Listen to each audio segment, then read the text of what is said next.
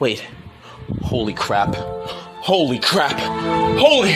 Oh my god! I knew it! Ah! Ah!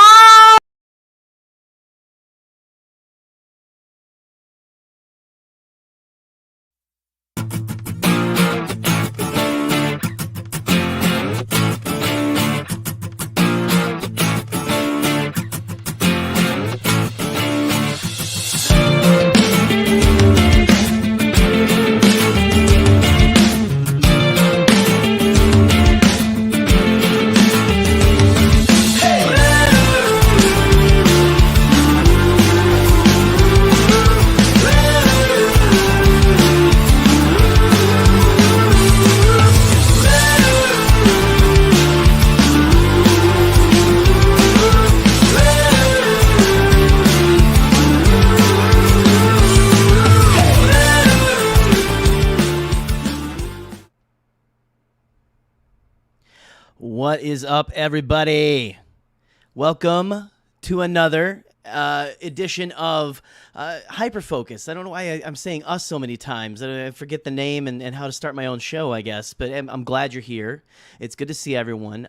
We have a really awesome one lined up for you tonight, I feel, because I have a guest that I feel me and him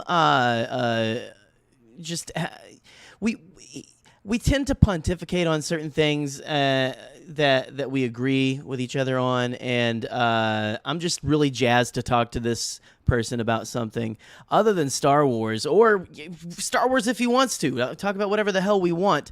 But, you know, before I go any further, let me real quick just go ahead and plug all the stuff we got going on the network. Scotty is back with Bombad Gaming tomorrow night. Do not miss it. He's starting, I think it's...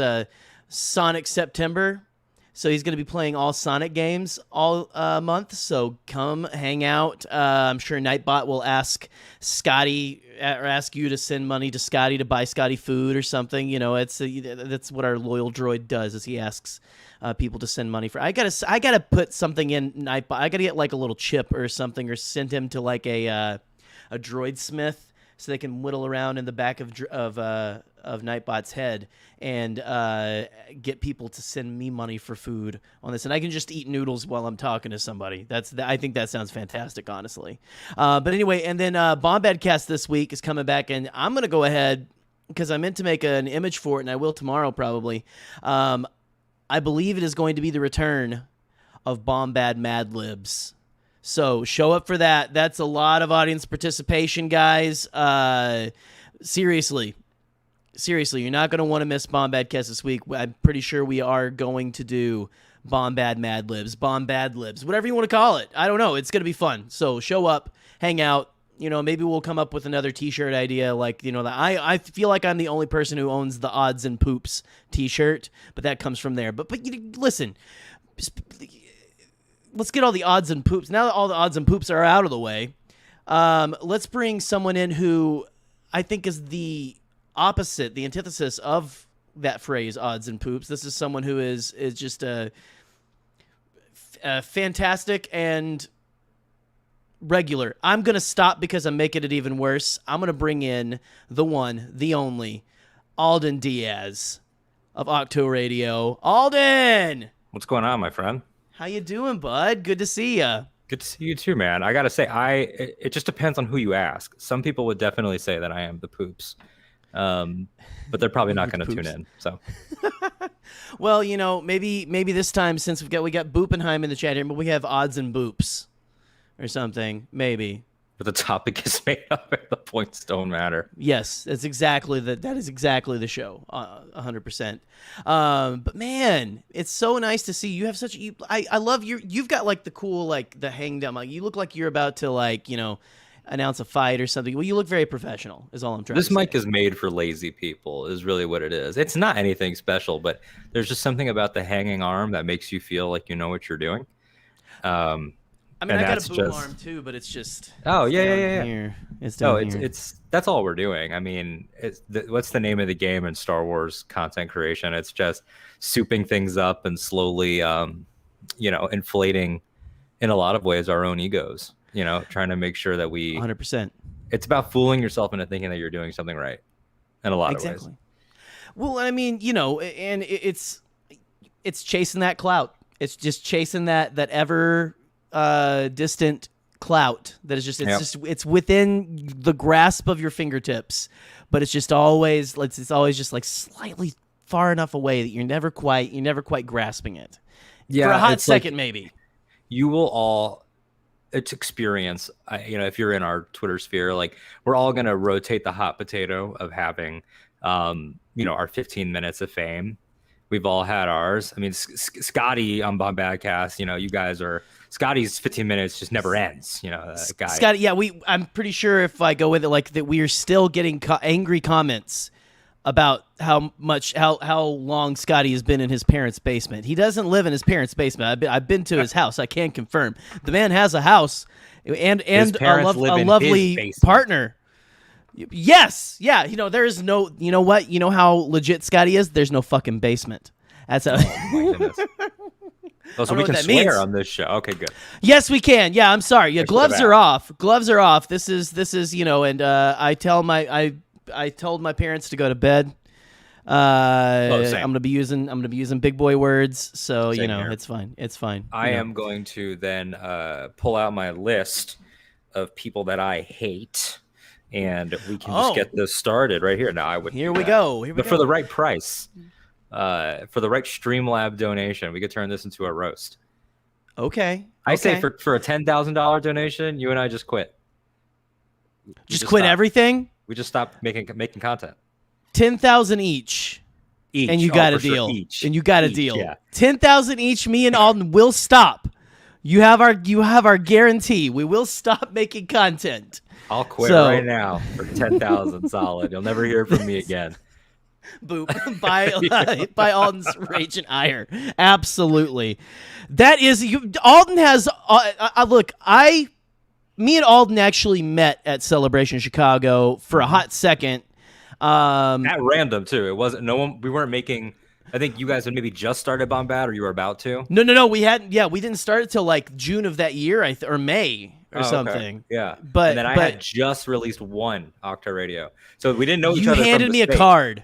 You handed me a card, and I still have that card. Yep, I do. I've got your original. I've shown this on Canon Junkie. The Canon Junkie button lives. Oh, sick! It lives right here on the old bag. And somewhere in all my piles of crap, if it might be here, it could be in my storage unit right now because I've moved since all of that. There is probably a bag of a handful of those buttons. Those are collector's items. I made those are exclusives. Oh, vintage collection, man. Hasbro vintage collection. They are blurry as hell, and so they are vintage as hell and stuff like that. So it's fine. No, I appreciate the work that whoever made those did. I forget who it was, but I didn't pay a lot of money, and I made a very terrible episode. I was very new to the let's make an image and pop it on a button and stuff. Yeah. Oh, I still have no interest in learning. I should learn Photoshop and all that stuff, and I need to. I know. I pay someone. I pay friend of the show Charlie Ashby to handle all of the graphics. He is the graphics man. Charlie is very good and stuff. I used to do a lot more of the Bombadcast graphics and stuff. I still do a few of them and everything. Me and Scotty kind of ballpark it, but we do the poor man's. We do Canva, is what we do. Oh, Canva, yeah. Canva is a very good in a pinch, very easy. I mean, you even it is like the. How do I say this? Okay, this isn't meant to be an insult. But it's like the fast food. I was gonna say the McDonald's version of why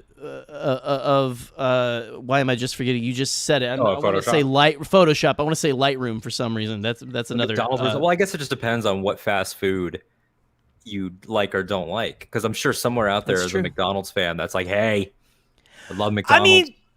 I mean, I will not disparage McDonald's. A lot of people do, but fast food's fast food. I mean, I'll eat McDonald's. I had McDonald's, I think, earlier this week. I mean, there's a reason why America is out of shape, largely, and it's because out of shape is cheap. It's very costly to be a fit, hot person. Oh, and I mean, my ex has had, like, and other people I've talked to have had, like, you know, oh, well, it's like my ex's mother actually mainly is like, oh, it's not more expensive. You just got to buy the right things and stuff. And I'm like, you got to know how to cook. You got to know how to you got to a very competent cook. You have to be into meal planning, have the time to meal plan, or even if you get on a right. I work for Bezos. I don't have the time to meal plan right now. It's good. It's whatever. Bezos. I don't want to get you a copyright strike. But yeah, it's okay. It's you sound just like him. Thank you. But it's yeah, it's a whole thing. I mean, we have a society right now that is designed to fuck everyone left, right, and sideways in every way possible. Everything is going to be as hard as it possibly can be. I mean, just right, because it was hard for the generations before, so it has to be hard for everyone, right? It's super. It's like resentful. It's like you grew up as the product of spite. You know, like that's what I've realized is that we are all paying now for everything that came before, which is a theme in Star Wars, the theme in Harry Potter, absolutely, all this stuff. You know, it's just about the shadow of what happened prior, you know, which is why, you know, you and I and Scotty, you know, we first time we did anything together broadcasting wise was talking about Palpatine and stuff. And that's what Palpatine is. He's the old white guy that won't go away, who's here to make sure that you all pay for something that happened 30 years ago. Right. And he's the patriarchy incarnate. Is this 100% what Palpatine is? Which is we all agree on that stuff, and I know a lot of people didn't really care for it, and it's fine if you didn't care for Palpatine coming back. I mean, it wasn't as fleshed out as it probably could have been, but I love the thought from that perspective of course, evil is the same crusty old white dude who refuses to die and wants you to pay for it. It's true. He's like that. His whole thing was like, oh, I can use the government. Okay, now I have fascism. Oh, now I separated this one guy from his family and I turned him. And but now this guy resists me. Okay, well, I'll turn my own family and then I'll become her. I'll control this young woman, and like that's all exceedingly relevant to right now. 100%. Yeah. When that movie came out, was there not still a crusty old white dude in the White House? I mean, we still have a crusty old white dude in the White House. I think that he's more, but it was a crustier. He's more leathery. The other dude was a little more. It was like a little bit burnt of crispy for sure. It was burnt. It was Orange original crisp. recipe or extra crispy. Yeah. I don't know which one it was. Which original I know. recipe. Probably covered. Real quick, because I'm loving this already. I did get a super chat here. We got a super chat from Boop, and look, okay. I don't even know how I'm going to be able to so I don't know if you've heard my Kermit and everything. I've heard tell. That I've heard stories. I've heard the legends, the fables. The legends, are they true? Kenobi scream as Kermit. I don't. So can I get a Kenobi scream? So okay, I'm guessing you want like a Kenobi from like Darth Maul from Rebels, yeah. From Rebels, okay. Well, there's all that lead up. Like I gotta. Like the will it end here? Like man, this. I got to get in the right headspace. Hold on, give me a second. Let me channel Kermit for a second. Okay. You have to channel Kermit and Maul at the same time, which are very conflicting energies. Because I'm like, ours. Okay. Hi ho there, Kermit the Frog here. Thank you for coming on Hyperfocus there, Alden. Okay, all right, Boop. Well, you want me to all right, gee, okay. Kenobi!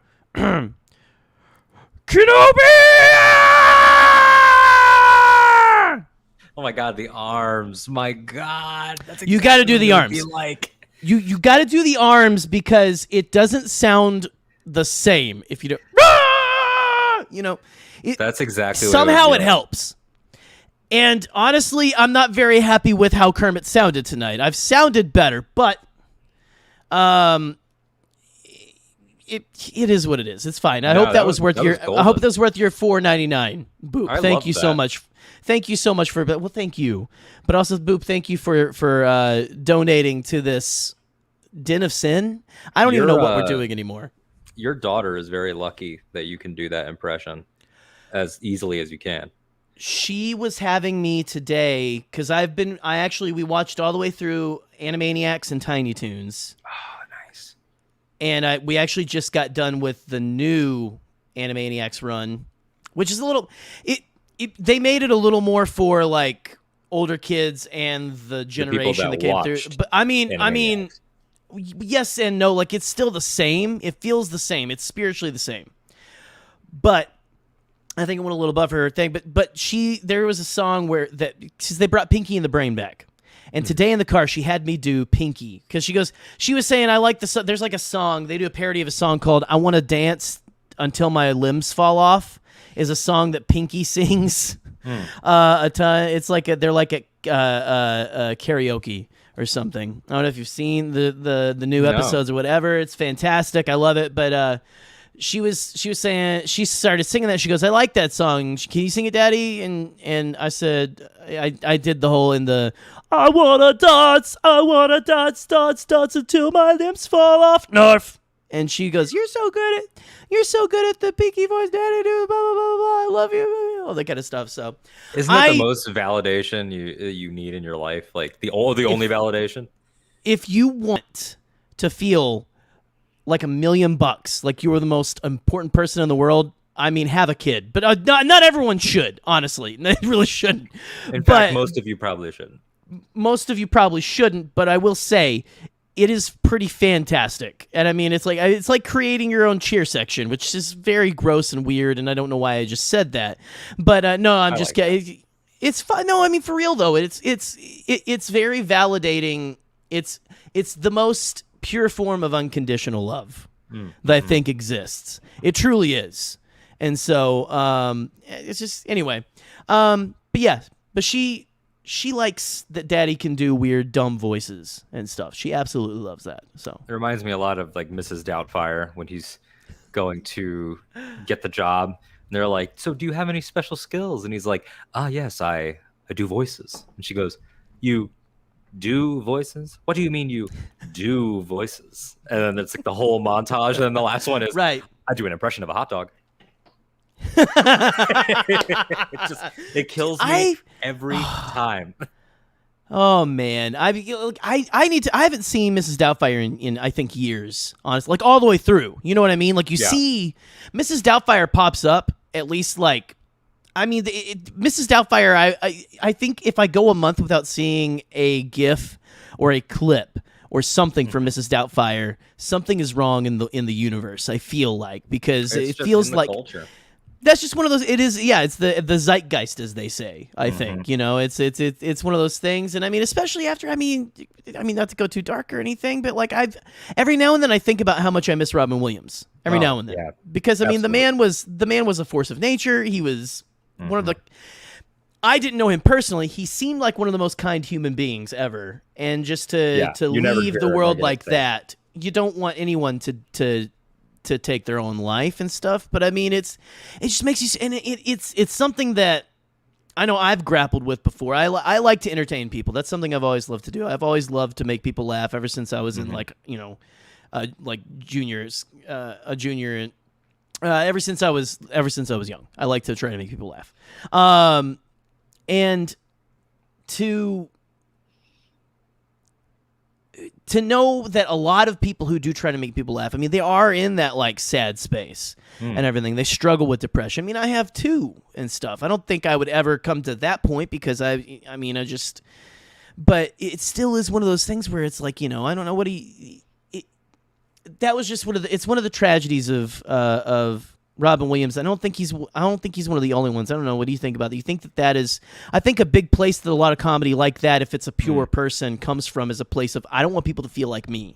Exactly. I mean, I was about to say the word projection and you nailed it there. It's a whole, it's trying to break the cycle in the only way that you know how, you know, is how, because like you know, I've always liked to make people laugh and I always like to have, like, I was never class clowny, Like I never did like fart noises or like silly Right. faces or things like that, but I loved having the last word, much like now.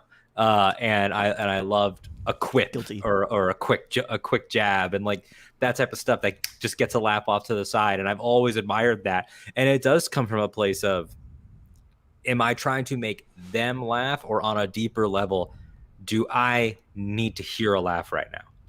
You know, Yeah. is it about what they need or about what I need? And that's Oh, yeah. that's a lot of content creation in general. You know, like this year has been a big, for me, reconciling with content overall, just like as a hobby Right. and as my job, you know, because I work in radio. And so I like today, Right. from 5 a.m. to like noon, I was making content, my job. Then, Right. you know, we launched the new podcast on Ahch-To Radio. And then that, you know, we put 2 episodes out today. Go listen to that, guys, by the way. I haven't got to listen Thanks. yet. I'm excited to. But seriously, go check Appreciate out Rewatch Between Worlds for serious. Yeah. That's exciting times. And if you can do it about something you like Star Wars Rebels or Star Wars in general, it helps. Right. But then, you know, and then now I'm coming on this show and we're live right now. Hi. It creates everyone. that element of go, and you feel good while you're in it. But then at the end, it's like, oh man, like how much of myself is myself and how much of myself is a product that I create. Like, wow. like sometimes I don't know if you ever have that. Like, are you Gerald, or are you Jerry that you package and present on Bombadcast? And how many hours a day do you spend as either version, or are they the same version? And sometimes it's dangerous to have that split, but sometimes it's almost dangerous to not have the division, because, you know, the first radio host that I ever worked with he's been in the game for 30 years. He's had the #1 show multiple times in the state of Florida, and he's just a consummate radio guy. And he has lost all. Yeah, trauma makes people funny. Bubenheim nailed it. I mean, it is. I mean, if you were picked on in high school, you're probably going to be fucking hilarious now. It's a response. It's a total response. It's either that or you. Yeah, absolutely. But I'm sorry. Continue with your thought. Totally. I'm glad that people are jumping in the conversation. I mean, it's that whole idea of like, where does the character end and the person begin, and vice versa. And, you know, Carrie Fisher talked about that a lot. Right. Well, I mean, listen. I mean, honestly, I don't know if I've ever vocalized on air anything like that. I know I've definitely thought that. I think people have bring it up on. I think they call it imposter syndrome on Twitter, maybe, or that might be a little. That's a little different, where you feel like imposter syndrome is more like general. Like that could be about lots of things: work, education. Like that's feeling like you're the fraud. So they are tied in. But it's just a smaller symptom of a bigger issue, or the bigger question of I seriously have, because, you know, I feel like I'm fairly genuine, because when I'm on here I try to, and I mean there's times where I don't know if you have this, if anyone has this, where before I'm about to get on, man, like I hope I can like entertain people tonight. I hope that like I am on. Because, you know, sometimes just like I just don't feel it and stuff. You know, like, I mean, we've all been through shit. The past year. I've had moments, you know, of sheer fucking dread, like minutes before an interview. Like I remember my ex would come into the room and see me laying in the dark, and she'd be like, "Don't you have an interview in 2 minutes?"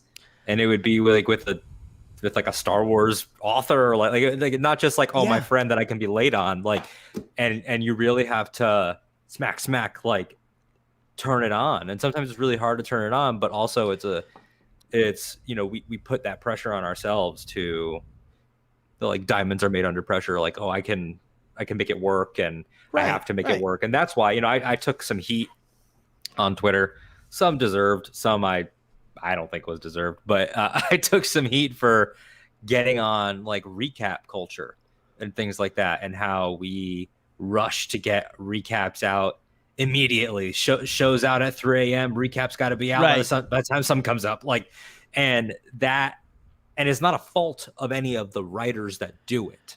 Some of them, but it's you know, for the most part. But it's a fault of the culture we created. We all Absolutely. either intentionally or otherwise created a culture where now we don't want to, what's the word I'm looking for? We don't want to digest and we don't want to give things room to breathe. I mean, that's why Right. I think, and I would say this, I say this very confidently on the first day, 2 episodes in, I think that Nikki Kumar from the Imperial Senate podcast, who is amazing, I think that him and I are creating the best damn Rebel show that we know of in the space. I think that we're making the best analytical show that we could make because we've lived with it.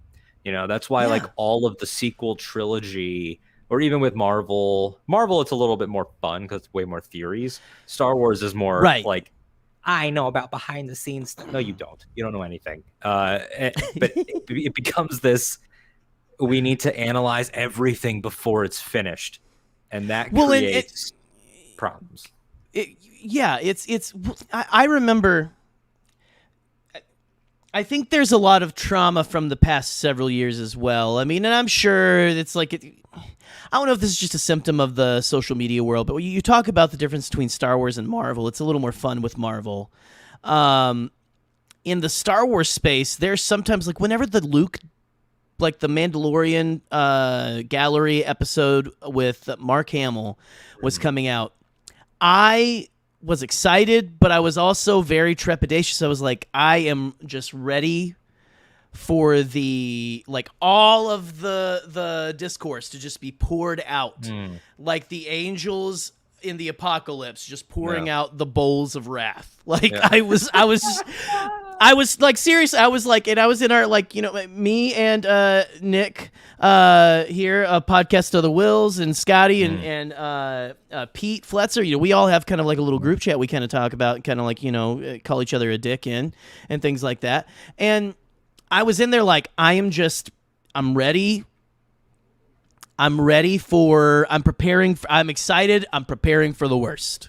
Yeah. I'm just ready to have to deal with that. And that's to me, that feels uniquely Star Wars, but maybe that's because Star Wars is the most important space that I'm in. Like, again, like, you know, me and you, we both love the Marvel stuff. We're into a lot of different fandoms and everything. But like you said, the Marvel fandom, to me, I don't see as much controversy in there, at least to the level of the Star Wars stuff. No. Maybe that's, again, because we're Star Wars content creators. It's that, and it's also because they're built so differently. Like Marvel, when we say Marvel, of course we mean MCU. MCU proper from 2008 to now was. I'm not much of a comics guy. I don't know, like, not that just from lack of reading anything. But yeah, like excluding like X-Men and like Blade and stuff that came out before Iron Man, but the connected Marvel Cinematic Universe started in the age of the internet. It started when it started in this this time where we were training audiences, mainstream audiences, to be more accepting of nerd stuff, whereas Star Wars was passed down from the nerd dark ages to the 90s, where it was a little bit more accepted, to now. So it has carried scars through more periods where this was less accepted. And like, if Star Wars was made now, let's go to an alternate universe where A New Hope was a Netflix movie.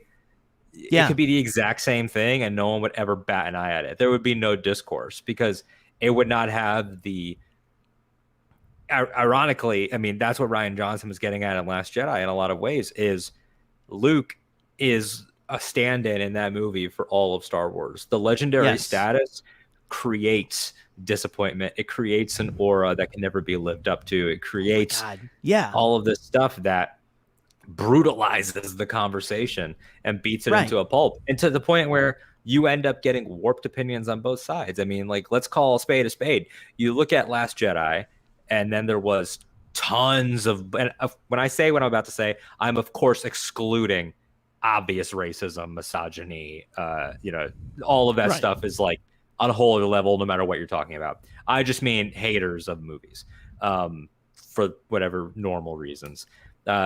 Like, you ruin they are Luke. Out there. You ruin Luke type reasons. There are right. Yeah, like, you ruin Luke, or, you know, it should have been Akbar instead of Holdo, or Luke should have really been on credit. All the reasons why people didn't like it that are narrative. Right. That movie broke a lot of people, and a lot of people that loved it got tons of heat for 2 years. And a lot of those people immediately, when they got Rise of Skywalker, became the people giving the heat. Immediately. I would even argue before the movie was out, they heard JJ was coming back, and they immediately prepared themselves for their takes. You know, oh, JJ doesn't know how to end things. Oh, this is going to be an apology for Last Jedi. All of that started before. Right. And again, there are things in the movie that I love both movies, but there are things in both of them that I completely understand. But it's a lack of perspective. And then all sequel fans forget how horrible it was growing up a prequel kid sometimes. Everybody telling you that your movies were trash, that they were stupid, that there's only 3 good ones and there's 3 bad ones. Like, it was bad. I mean, I couldn't, like, even amongst my friends who were of the same age as me, I mean, like, it never really came out until I got into college.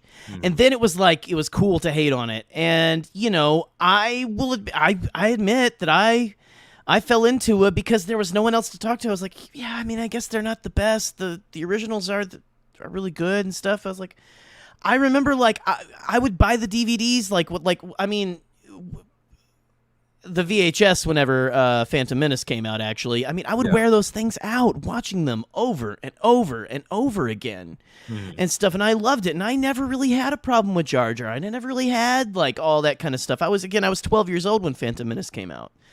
And you seriously, there was I mean, I was right in that time. I was a part of that time where, like, people were like, oh, that was shit.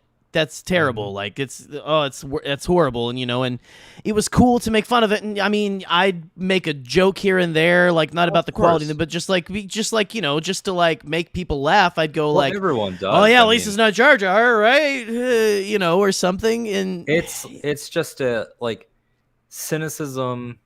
Not to say I'm not a cynical person, but, like, cynicism in art criticism and in pop culture fandom. The internet was not what it is now. Yeah, the internet wasn't what it was, and you couldn't find community, you know, which is what you're talking about with those are the only people you had to talk about it with. And so to be part of it, you had to engage on their terms. Whereas now we can make our own terms, and which is a great power. But also it's the whole idea of, like Yoda says, if you go down that path, forever will it dominate your destiny. Once you start on the negativity, and I also resent the whole toxically positive thing. Toxically positive, which I've been accused of being tons of times. What that means is when you pretend that there are no problems. That is toxic positivity. Encouraging people to look at things from different angles or to appreciate different aspects and things like that. That is not toxic positivity. That people that yell about that, they want to be in their bubbles of being correct. You know, that's the entire thing. Those are the people that they can't handle online discussion. They can't handle things, unless it's exactly the way that they want it to be. And that takes the shape of toxic YouTubers and dude bros and stuff.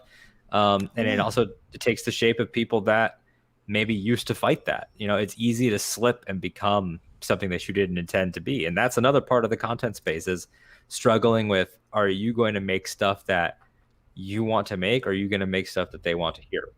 And you can't always have both. Sometimes you want to have both, but you can't always have both. No, not at all.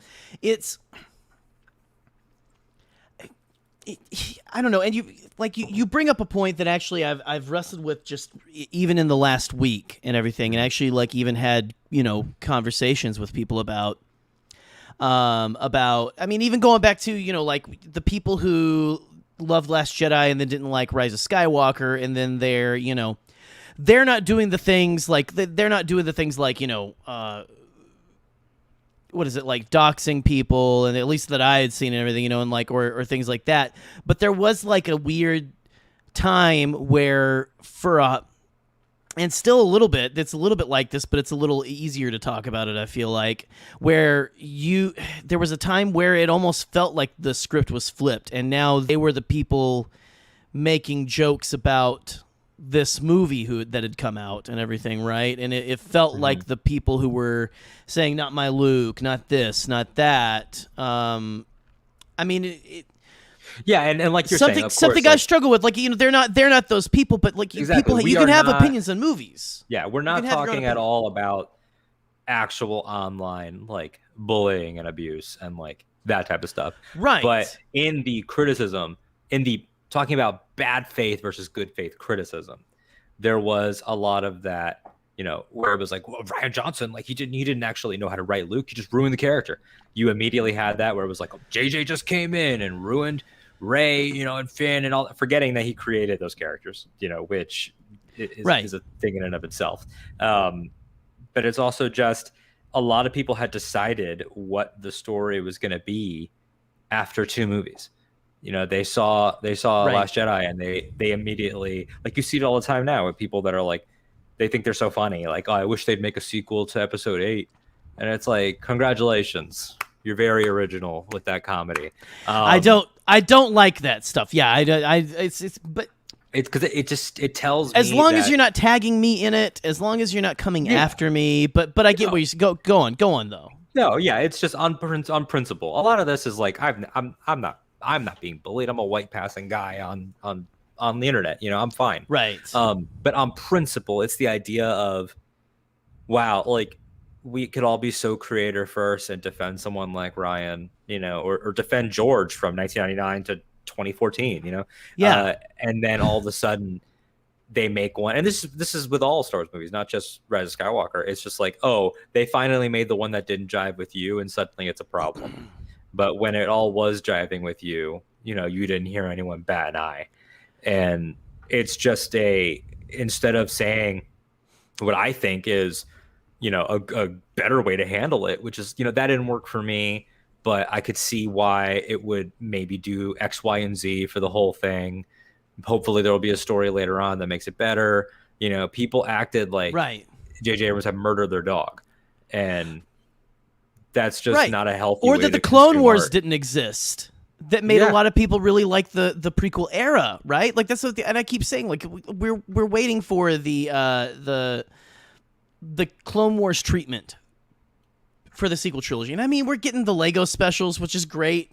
And Resistance was in the sequel trilogy, but it wasn't about the leads of the sequel trilogy. And I mean, I think we're starting to plant seeds and stuff. I mean, like, I was just talking today with some people, like, we truly, when you look at the story of the sequel trilogy, we still don't have, there's still so much to tell.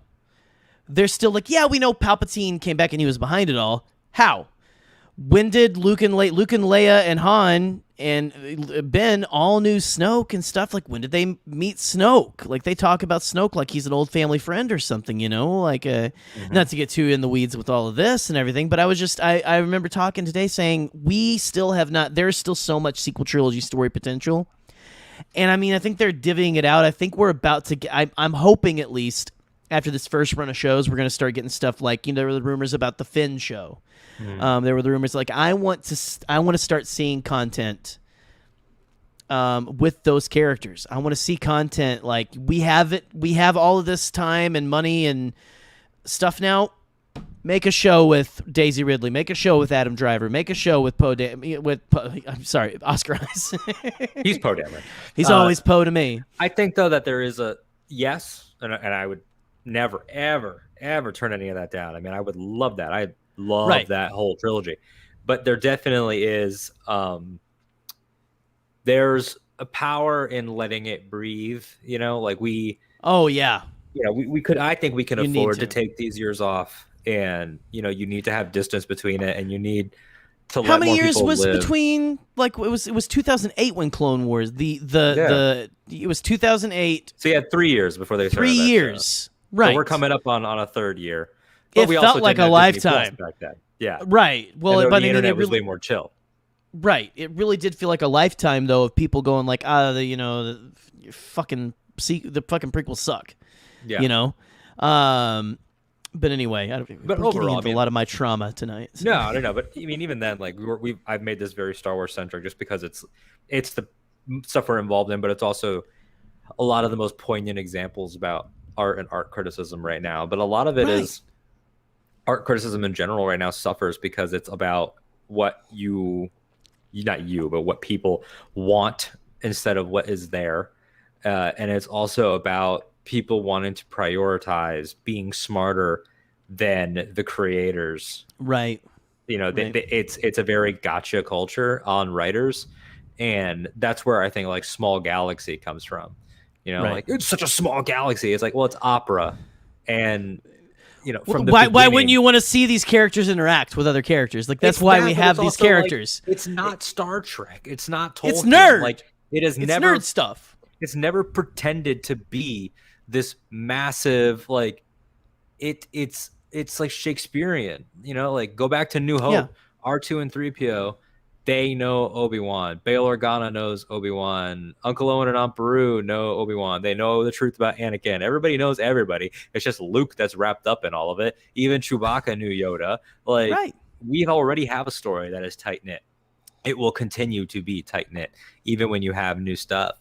And people decide to plant their flags in complaints like Small Galaxy. I'm going to say it all the time. Every week, I'm going to say the same complaint. Instead of saying, you know, this is a franchise with a small galaxy. And what does that mean? You know, like well, I mean, the characters that are involved in the big events, the movers and shakers of the galaxy wouldn't. I mean, how many times do you interact with someone or meet someone and find out, like, oh, I actually met your cousin twice removed down the line? I mean, like, this world is weird. And Star Wars has always been about, it's not about what's logical. It's always about what would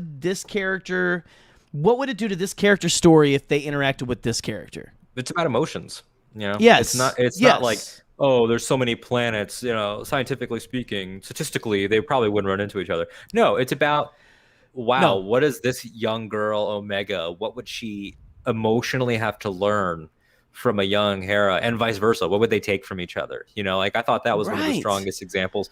That's something that Marvel is really good at. I'm not as well versed in my Star Trek, but even from my casual knowledge, Star Trek has done that a lot, even recently, like with Star Trek Discovery being sort of separate, and then now, you know, Spock came in and they started to sort of prequelize it a little bit with setting up the original cast. And I think that it's just where we're at right now in storytelling overall. You know, like the new Ghostbusters is, yes, it's the new characters, but the spirit of the original Ghostbusters is lingering over it. You get that little tease at the end of the original team, and we're living in a time right now where you need to get Dan Aykroyd on Hyperfocus. Could you imagine how good that episode would be? Tweeted Dan Aykroyd, because me and him will talk. You know, he's a big like conspiracies, aliens. Oh, he's big into aliens. He's big into paranormal. Like I don't know how much you are into that shit as well and stuff. I believe in all of it. I'm just not super well versed in the theories. We're both esoteric. In nature and stuff for sure. Like I used to watch. There was a show on. I don't know if you know the show Sightings. It used to be I used to watch that all the time on Sci-Fi Channel. Anyway, not to get into that, but yeah, tweeted Dan Aykroyd. Get Dan Aykroyd on this fucking show, because I will be the best guest ever for this show. I'll drink his vodka the whole time if he wants me to. Just send me some Crystal Skull vodka, buddy. I'll just be a walking billboard. Is that the name of his vodka? It's Crystal Skull. Have you noticed? It's Crystal Skull, and it's in like a glass skull bottle. I've never actually looked it up, but I want anyway. That's phenomenal. To just, oh my god, you. So I've seen a lot of like, you're making a good point about the way storytelling is going currently. Is there's a lot of people that complain about nostalgia, and I think there are a lot of people who are trying to make money off this trend. It is a trend when you get down to it a little. Oh, for sure, it's a little bit of a trend, but I like to think what they're, a lot of the things they bring back well. There is usually a love and a following to that like this piece of media meant something to a lot of people. And how do we write a love letter to what came before but still move that into the future? Yeah. Which, I mean, yes, come up with original ideas and stuff too, but why can't things like this is just like Ghostbusters Afterlife, which I'm you can't see it right now, but I've got an Ahch-To one right there. It's actually the Ecto. It's the plasma series from Ghostbusters Afterlife. Right back here on my shelf. Yeah, the new one. You know what? I'll pull it up here. It's got it's all rusty on the front and That's everything. awesome. It's all. Oh, it's really everything nice. Like that. You know what I always wanted in a Ghostbusters toy is the door that would open like this. I'm old enough that I had all and it actually opens like the door. The other one's just like it always like fell out like a ramp. They need to make the little sidecar that she sits in the trailer, or the side seat. It has the seat. Hold on, buddy. Oh, that's so rad. Check it. Man, Look, it's that's even got so cool. it's even got a little. But the thing is, the action figures don't. They're 6-inch action figures. They won't fit inside this. So I hope that they come out with an because They got to do a 3 3/4. COVID screwed everything up. I'm hoping that there is going to be a 3 3/4 Ghostbusters Afterlife. Look at this. Like the door flips all the way back and everything. That's phenomenal. I'm so ready. I'm a big Ecto head. But it's these moments, these conversations, and you getting excited about that, and me getting excited about it with you. Like that's what they are. Yes, they're making money. And again, like people always say, like, oh, nostalgia, it's just a money play. Congratulations, you're very smart. We all know it's a money play. We know the people that got excited about Force You need Awakens, money to make things. the people that got excited about Alfred Molina in the No Way Home trailer, that grew up watching Spider-Man 2, like that movie is now old enough to have a nostalgia play. And the thing about that was one of the DVDs I burned out, man. Like here, seriously. Same here. And the thing about it is it's not inherently bad. You know, you can still tell good stories and have that. Right. And to me, it's only natural because the filmmakers that were born in the late 60s, you know, that are like my mother's age. My mom was born in 67. She's 54. So being a kid and a teen in like 80s, 90s, you know, a young person, now the people in that age group are filmmakers. Of course, they're going to go back to their formative influences and want to pay tribute to that stuff and want to resurrect that stuff. It was just that people always say like, oh, classic film never had the dependence on nostalgia. And it's like, well, nostalgia on what? Like, what are you talking about? Franchises? Because in terms of the back art, when they were creating all the did. shit that we love today. Yeah, and well, but even then, it absolutely did. Like, you look at it was just we called it homage, we called it tribute. With something like Magnificent Seven being a remake of Seven Samurai, like those are both classic films, but one is a remake of the other, taking inspiration. Now we live in the age of IP, and so we're gonna see these elements come back in different ways. But so I roll my eyes whenever someone says like, oh, it's just a nostalgia play. It's like, well, I guess that means what? We should only ever tell one story with a franchise? Like it depends on, I guess, the quality of said product. I think you can judge a product on its quality. Like there's some things like, they started making a lot of those, they started making a lot of NBC, I think, is and CBS are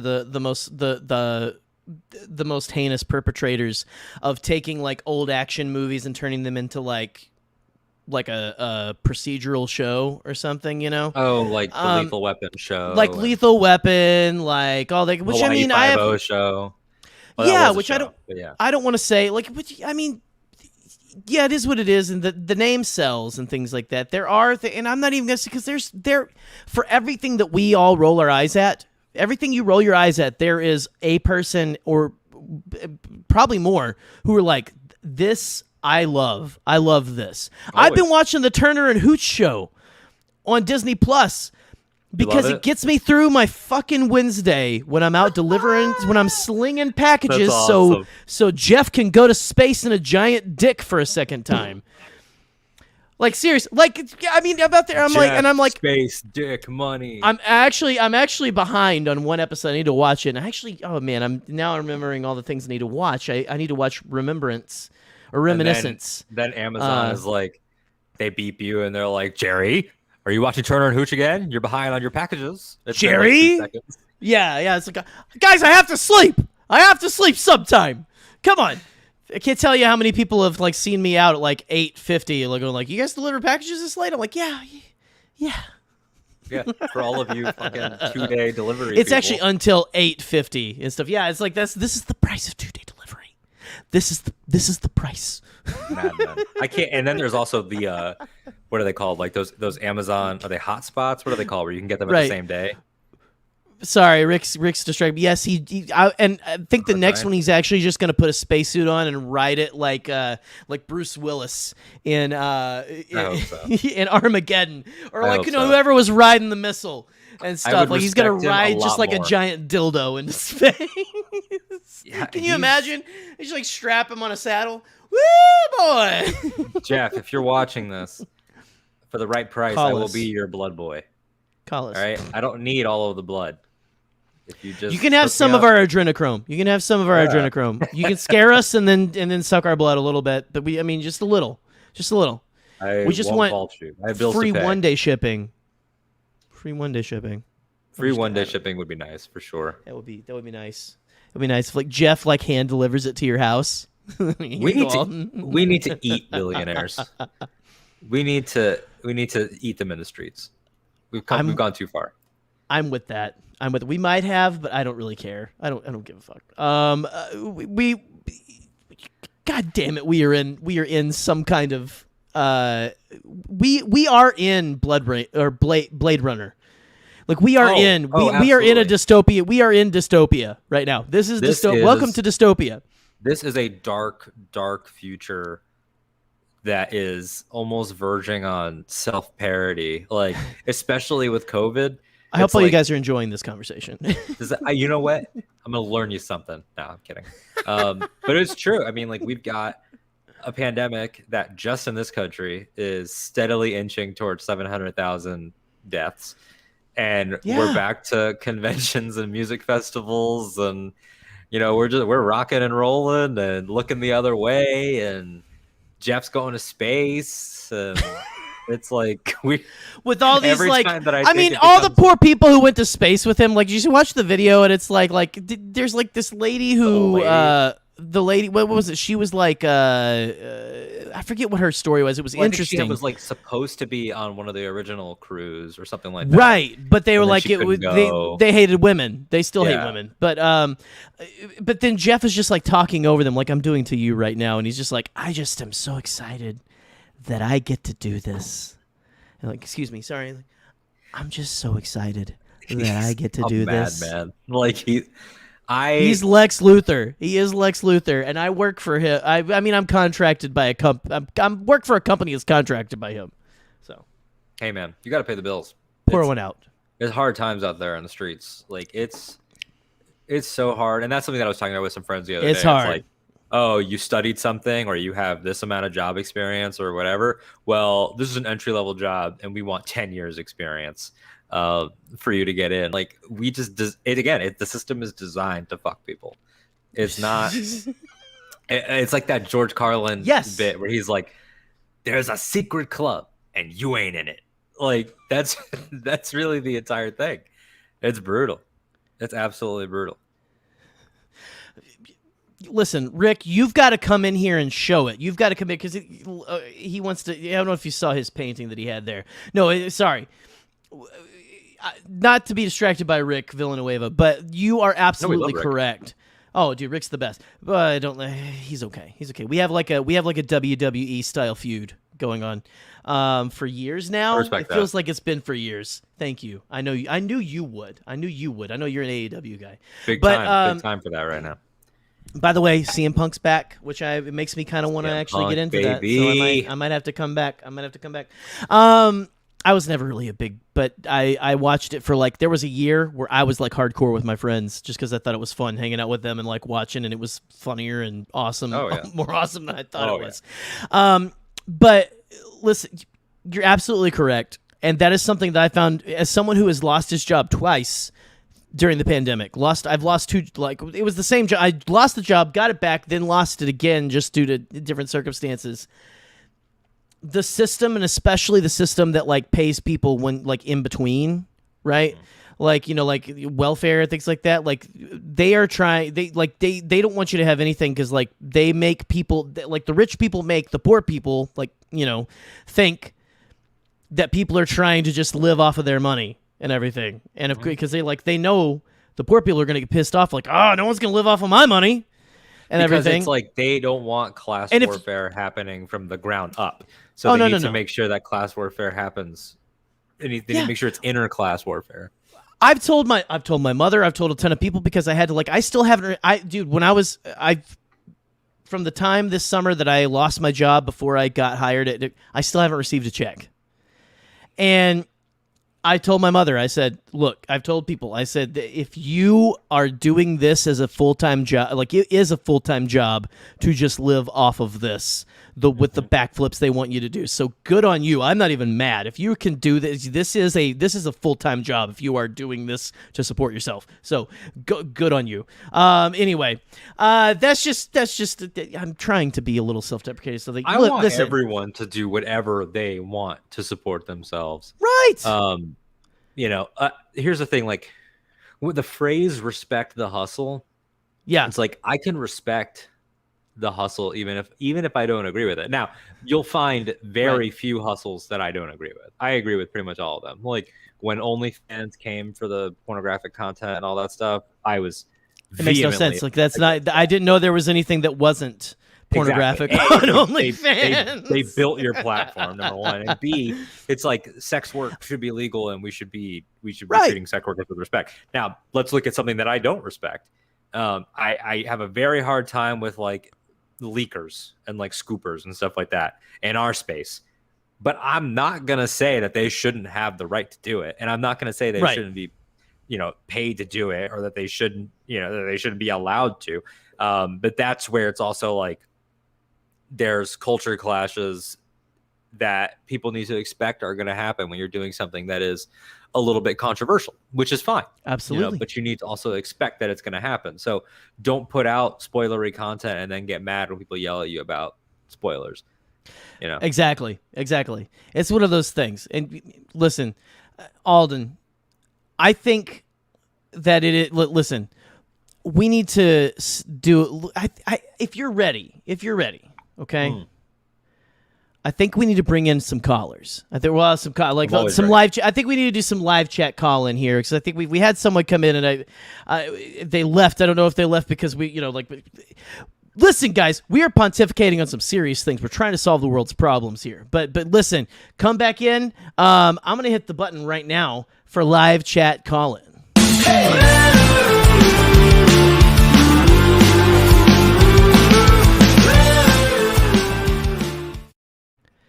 My favorite part of this show, seriously, I say it every week, I think, is people dancing to the theme music. It's such a vibe. Like you just feel like you're on like a Nickelodeon 90s game show or something. Well, and I've never heard it described like that, and that is fantastic. I love that. Guys, I put the link in the chat earlier. It still is there. Just put it in again. Come in here. We want to talk with you. Tell us we're wrong. Tell us we're right. Tell us how much you love us. Go send a tweet and say we're taking your live calls. Take in those live calls. Oh, man. Here we go. We got Alden sending out a tweet. Guys, come on. That music is actually available on our YouTube channel right now. There is actually, I don't know if you know this, Alden. I made a playlist of a lot of weird, obscure songs that we play on Bombadcast. Oh, yeah? Yes, it's called. The playlist is called the Bombad Bump and Grind, and it is currently on our YouTube channel. Go look it up, and the Bombadcast theme and the Hyperfocus theme are also on there. I don't think Scotty has like a. I don't know if he's Scotty. Send me your Bombad gaming theme. I don't think you really have like a theme. But we need to get him one. Grind. I expect to hear that coming from your Celebration hotel room the entire weekend. Oh, it's going to be like Michael Scott. It's going to be like Michael Scott in that episode of The Office where he's like at the paper convention and he's like blasting Girls Gone Wild with like a strobe light and stuff. That's what it's going to be, but it's going to be this gentleman, and I see you down there, caller. I'm going to bring you in, but it's going to be this song blasting instead of Girls Gone Wild.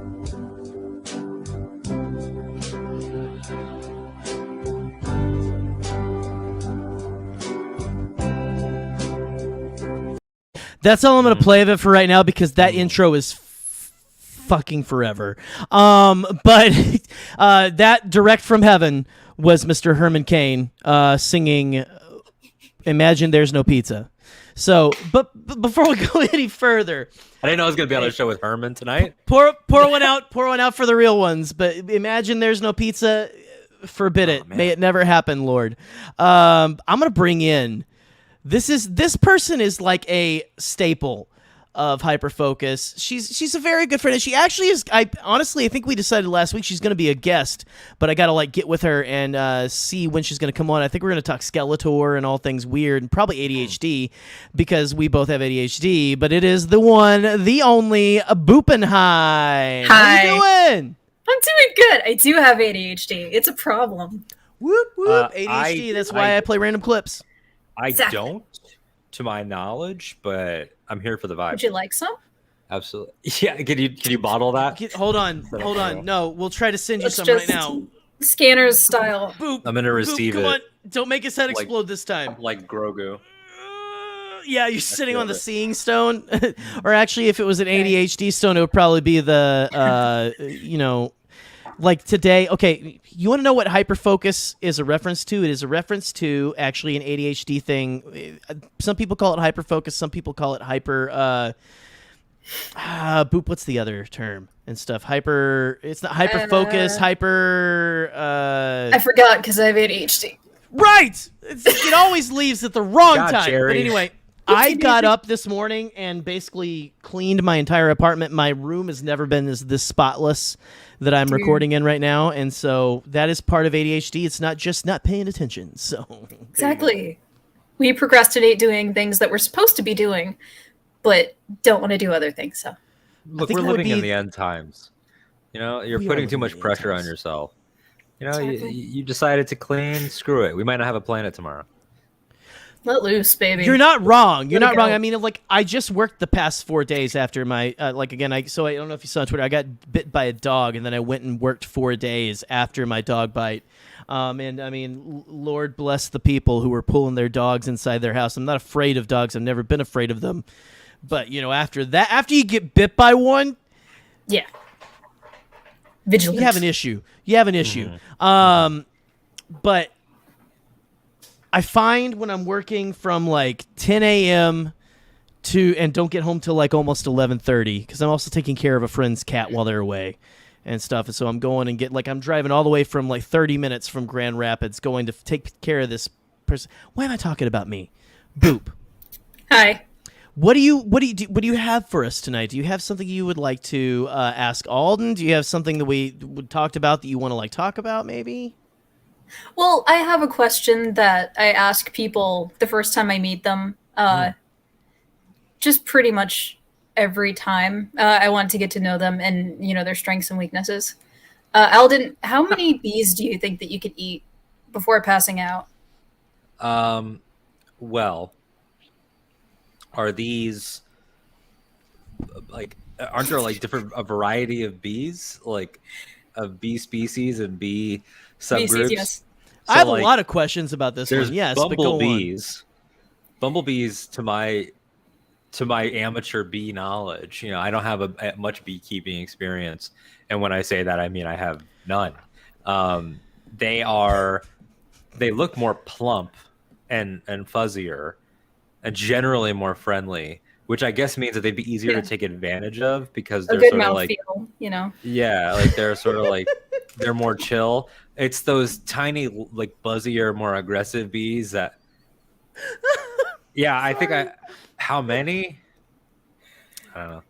Ballpark. I mean, I grew up a fat kid, so I am a fat kid. So it's Still am a fat kid myself. I could probably rock and roll on some bees for quite a while. So, Dead or alive? Yeah, Dead or alive? Do we? Question. Am I going to experience? That was the question I think you were Okay. going to ask at first.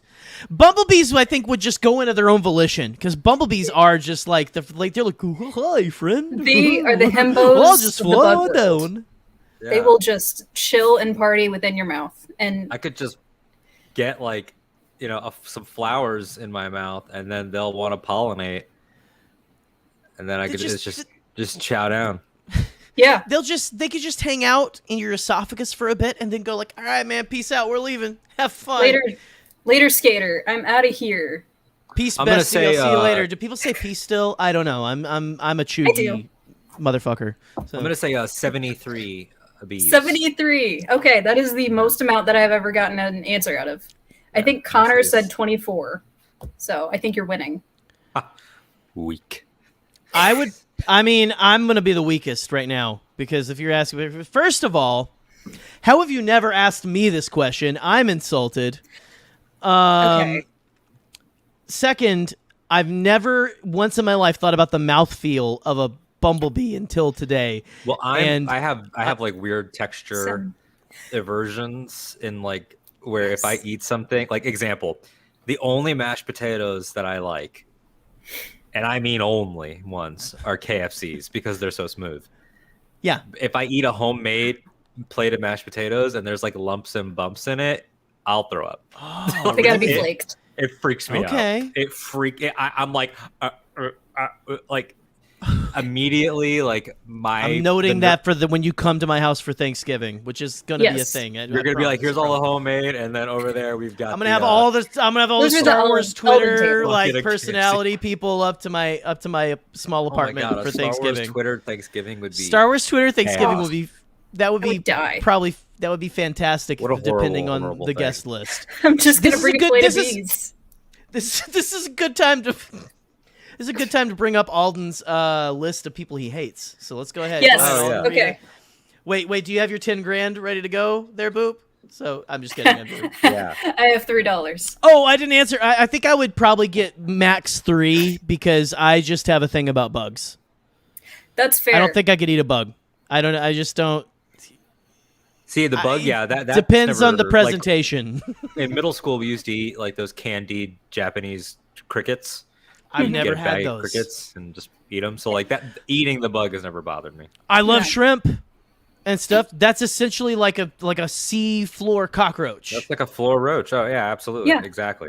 Like so, I know I'm.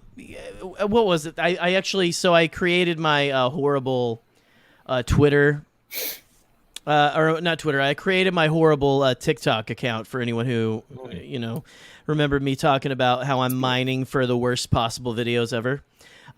Which I can play the granny compilation here in a little bit, maybe later if we want. Please. I don't think I ever want to know what that means. I have the TikTok. I have the I call it Grannies of TikTok. It is fantastic. But I don't know, man. I just don't know. Anyway, well. Boop, thank you for coming in here and, as always, completely surprising. Like, you never disappoint. No, and Boop, honestly, Boop every time you come in, Boop, you come in, you always have something different Boop, to what's talk the about. origin of your nickname? Being Boop. Yes, actually. Oh. If you don't mind sharing. Can you talk about it, or is it like an artsy, unexplained choice, like Prince being, going to a symbol? I don't remember. I think it was just like I made it up one night on you know what it is? It was my Club Penguin name. Oh, well. That's for life. That's it now. That's very serious. I never was into that. I did it for myself. But I know based what you're around my talking Club about. Penguin name. I like that for you. Thank you. I'm proud of myself. That is so you. And I love that for you. I do love that for you as well. But Boop, hey, feel free to hang out in the green room. I'm not gonna be like force connect and push you out again. I always say that I'm gonna gently just say, hey, have fun in the green room. We'll talk to you in a little bit, and then I'm gonna bring in our next caller. But thank you so much for stopping by, Boop. Bye, Boop. Bye. I gotta work on my bee eating. You gotta get the mouthfeel really just got me. But okay, here we go. Man. We have a couple of first time callers here. I think they might have followed you here. Oh, maybe. Jesus. Maybe. I don't know. We'll have to see. But here we're gonna bring the first one, Andrew. Here we go. Andrew, how you doing, bud? Good. This guy. Are you coming out here to ask me a question about CM Punk? Oh God. Oh, are we gonna talk about CM Punk? Console related. Oh, don't bring that here. Don't bring that here. Okay, so let me give you a little background. Andrew has known me literally since I was 14 years old because I used to not tell my age, and the first place I ever made content was with Andrew back in the day. Really? And can we not say content because it makes it sound weird? Well, it's a weird word, but that's what you do. It's a weird Wow. world that this lives in. For But sure. yeah, Andrew's been trolling me with the fact that Han Solo got stabbed for 6 years now, and It was a hard Oh. time. it's hard to look at. Not for me. Oh man. You bastard. Have you guys ever heard my I don't know if you've heard my story about whenever I first saw Force Awakens okay, I got sick on the way to the theater apparently. I didn't know I was fine and I got in the theater and I guess I came down with something like in post-COVID world. This is all pre-COVID, right? Okay. So I get there and I'm like I was fine when we left the house. By the time we get there, we have dinner, we go to the movie. I start to get sick during the movie, like cold symptoms and stuff. Like as the movie's happening, I'm getting cold symptoms. Han Solo gets run through. I started ugly crying so hard, and my ex-wife sitting next to me watching this, she looks at me, she literally goes, "Are you gonna be okay?" and I was like, the question was a hard one because I was like, I don't know. And that's where the marital. I don't know how problem much of that started. was fever because I She did didn't start crying immediately as well. That's when that's when she saw me, and again, like I said, fine. Through the course of the movie, I ended up getting by the end of the movie, by the time I got home, I had a fever, which I was like, I would not have gone had I been there, but especially now and everything. But it was that was such a weird time. I've never had that where I felt it as I was watching the movie. It wasn't. It was I felt like boom, boom, boom, boom, and then Han Solo died, and all hell broke loose in my system. It was a weird time. But anyway, Andrew, I'm taking up your time, bud. How are you doing? Do you have comments, questions, anything like that? Nice to meet you, by the way. Same here. Always a pleasure to meet other content creators out there. No, I mean, I was here to support Alden. I did actually have a question for him regarding Star Wars, but I haven't actually asked him yet, and it's not regarding Han Solo's death. Okay. What do you want? God, Good, 'cause no, I'm gonna it's not cry. good. Oh, okay. All right. No. So my question for you, my good sir, one of my oldest friends as of right now. What minor / we'll go wrestling wise mid card character in Star Wars, if they would not have died or their path would have changed, how much do you think they would have changed? What character would it be, and how much impact on the Star Wars canon do you think they would have had? Oh, this is a fun one, and I can tell you immediately who came to my mind. If Kanan Jarrus had survived the events of Star Wars Rebels, how different the galaxy would be, how different it would have been in terms of taking down Thrawn, at least for the time being. Thrawn's not dead, but in terms of defeating him in that time frame of before the Galactic Civil War broke out in proper at the Battle of Scarif. But even then, what does the Battle of Scarif look like with a Jedi there? Obi-Wan was about to begin his training of Luke. Leia was in the fold already, but still as, in terms of her senatorial role. If Kanan Jarrus was around, do Obi-Wan and Yoda bring him into the fold with Luke? And does that mean that if Kanan Jarrus is around, maybe Ezra doesn't have to do what Ezra did? That's the fun of that type of what if scenario. And I said on Twitter that I don't want Star Wars to ever make a what if show because I don't think the fandom could handle that. I think that Star Wars fandom, they can't even handle seeing concept art sometimes. Before they start freaking out, oh my God, it would have been so much better this way. We were robbed. Chill. But if Kanan's around, I think it's very possible that by the time of the Battle of Yavin, you have Obi-Wan, Kanan Jarrus, Ezra Bridger, and a novice Padawan's Luke, possibly Leia, if the gang collectively decides to tell her earlier that she is Luke's sister. I think that having Kanan there, and by extension, an Ezra that didn't disappear, you might end up with Palpatine and Vader versus, a little squad of about 5 Jedi Knights.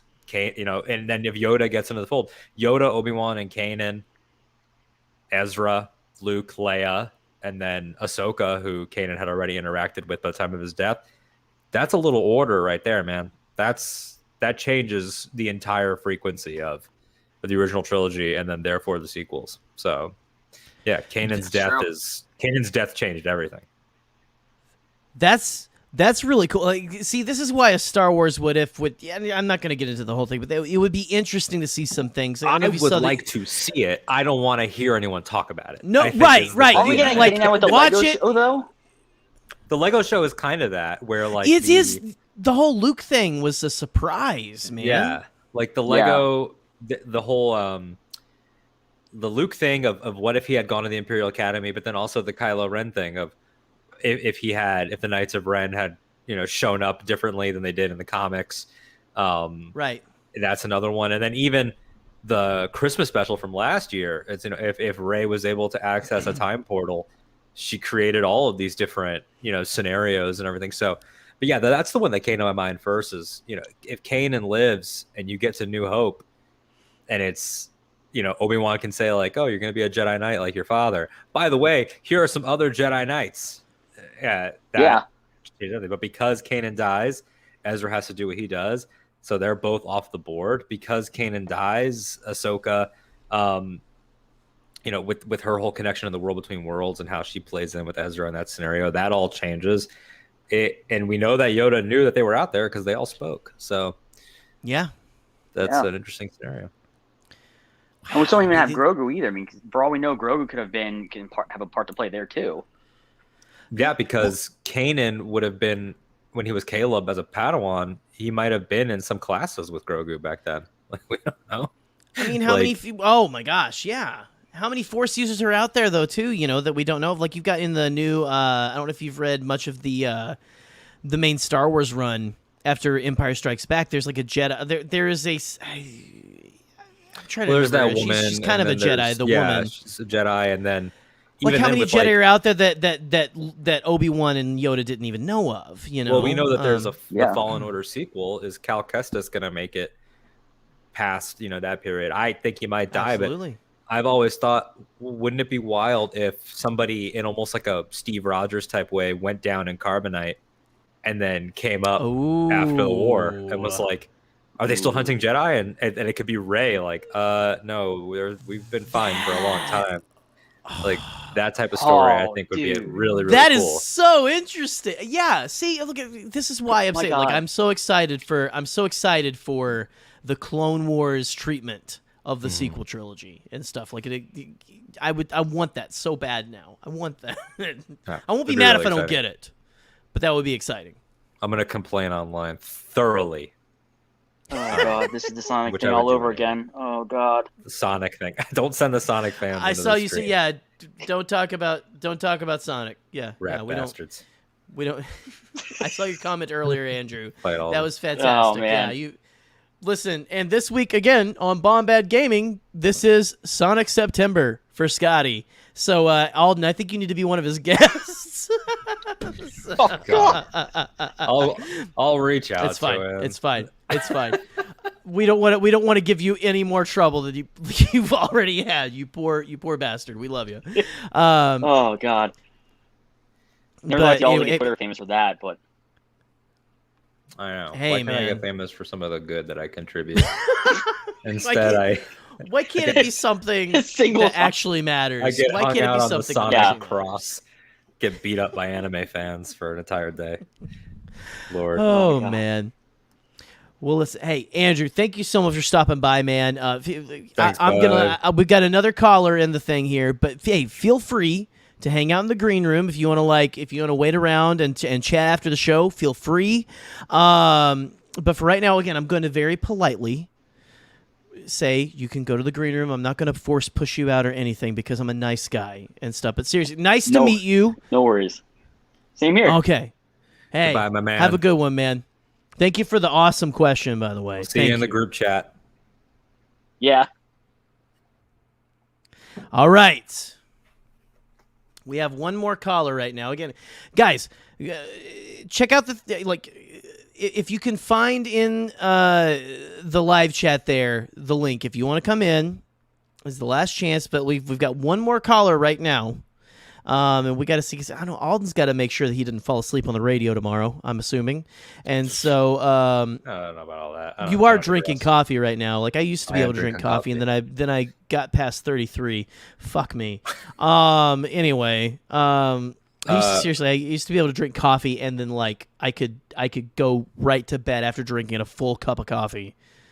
And I can. pass Yeah, out. that's where I'm at right now. Morning radio has ruined my body in terms of like I just don't. I hope I can get there again.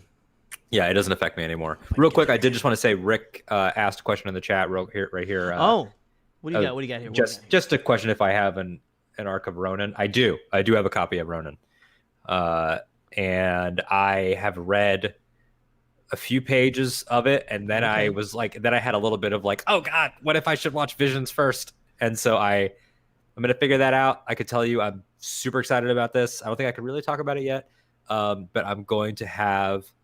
I will say that there will be Ronin content on the show on Ahch-To Radio as well as Visions content. I think that I'm gonna have Emma Candon on the show. I can say that, but I don't think I'm allowed to talk about really what I think of Ronin, but I do have it. Okay. I'm excited about Visions. So, oh man, that's fantastic. It's definitely. I'm glad that they're starting to do things that are just a little like, we don't have to worry about the canon and everything. We can ignore the people who are like, is it canon or is it not? I think we've already went through that, honestly. Yeah. But real quick, Charlie, what question? I can't find anything before. I think you're probably just like you're up late. Hanging out with us. It's fine. I'm glad you're here. I'm glad you're here. So, but if I missed a question, I apologize. But listen, let's bring in this last caller because I want to make sure that they can get their question answered. Ren, how are you doing? What's going on? Are you there? Are you there, Ren? Yeah. Hi. Can you hear me? Yeah, we can hear you. Hi, How's it going? Hey, friend. I'm good. Hi, friend. First time listener to this. This is great, by the way. Oh, thank you. Yeah. Thank you so much. Thanks for having like a wide range of conversation. It's very interesting to hear like the different topics and all that stuff. But so I wanted to chime in because it's sort of like a double whammy here, but in regards to the talk of nostalgia and reboots and all that stuff, for me, and I feel like a lot of people already know this, but I actually got into Star Wars because of the newer movies. That was my big, broad introduction. And like, yeah, I heard of the original ones and the prequels, but it never really drew me in. Obviously, there was a reason why I was drawn into the newer ones. And I think to some degree, where I can understand people are mad about the nostalgia factor of the new ones, if that makes sense. Because I heard a lot of talk about like, oh, it's just a remake of episode whatever, and right. For me, I think that experiencing the newer ones for the first time gave me interest to kind of explore the older ones a lot more. So like, yeah, I did go back and I watched them. But I wasn't as drawn in as I was with the sequel films, and I think you're not alone. Yeah. Sorry. And I think it gave me an appreciation for them. But I think it's kind of weird that that's kind of the angle that people like to go with, is that it's just a rehashing of the older stories. But I think people fail to remember that some of us, like me, we didn't know anything about it at all. So we're just here for a good time and just so happened to, tune into the other six later. And then also in talking about what you guys are saying about people that were mad about how the sequel trilogy ended, speaking on my behalf, I think I was a little upset because it was the first thing that I saw. Right. And I definitely built up like how I wanted the story to end in my head, and how I grew attached to Finn and how I wanted it to go, and then obviously it didn't go that way. And so I'm left just feeling miserable because it's like, I'm introduced to this huge galaxy, and that introduced me to the novels, and I got to meet so many cool people, and we bonded over XYZ, and then it just ends in a way that's so unsatisfactory to someone like me. Right.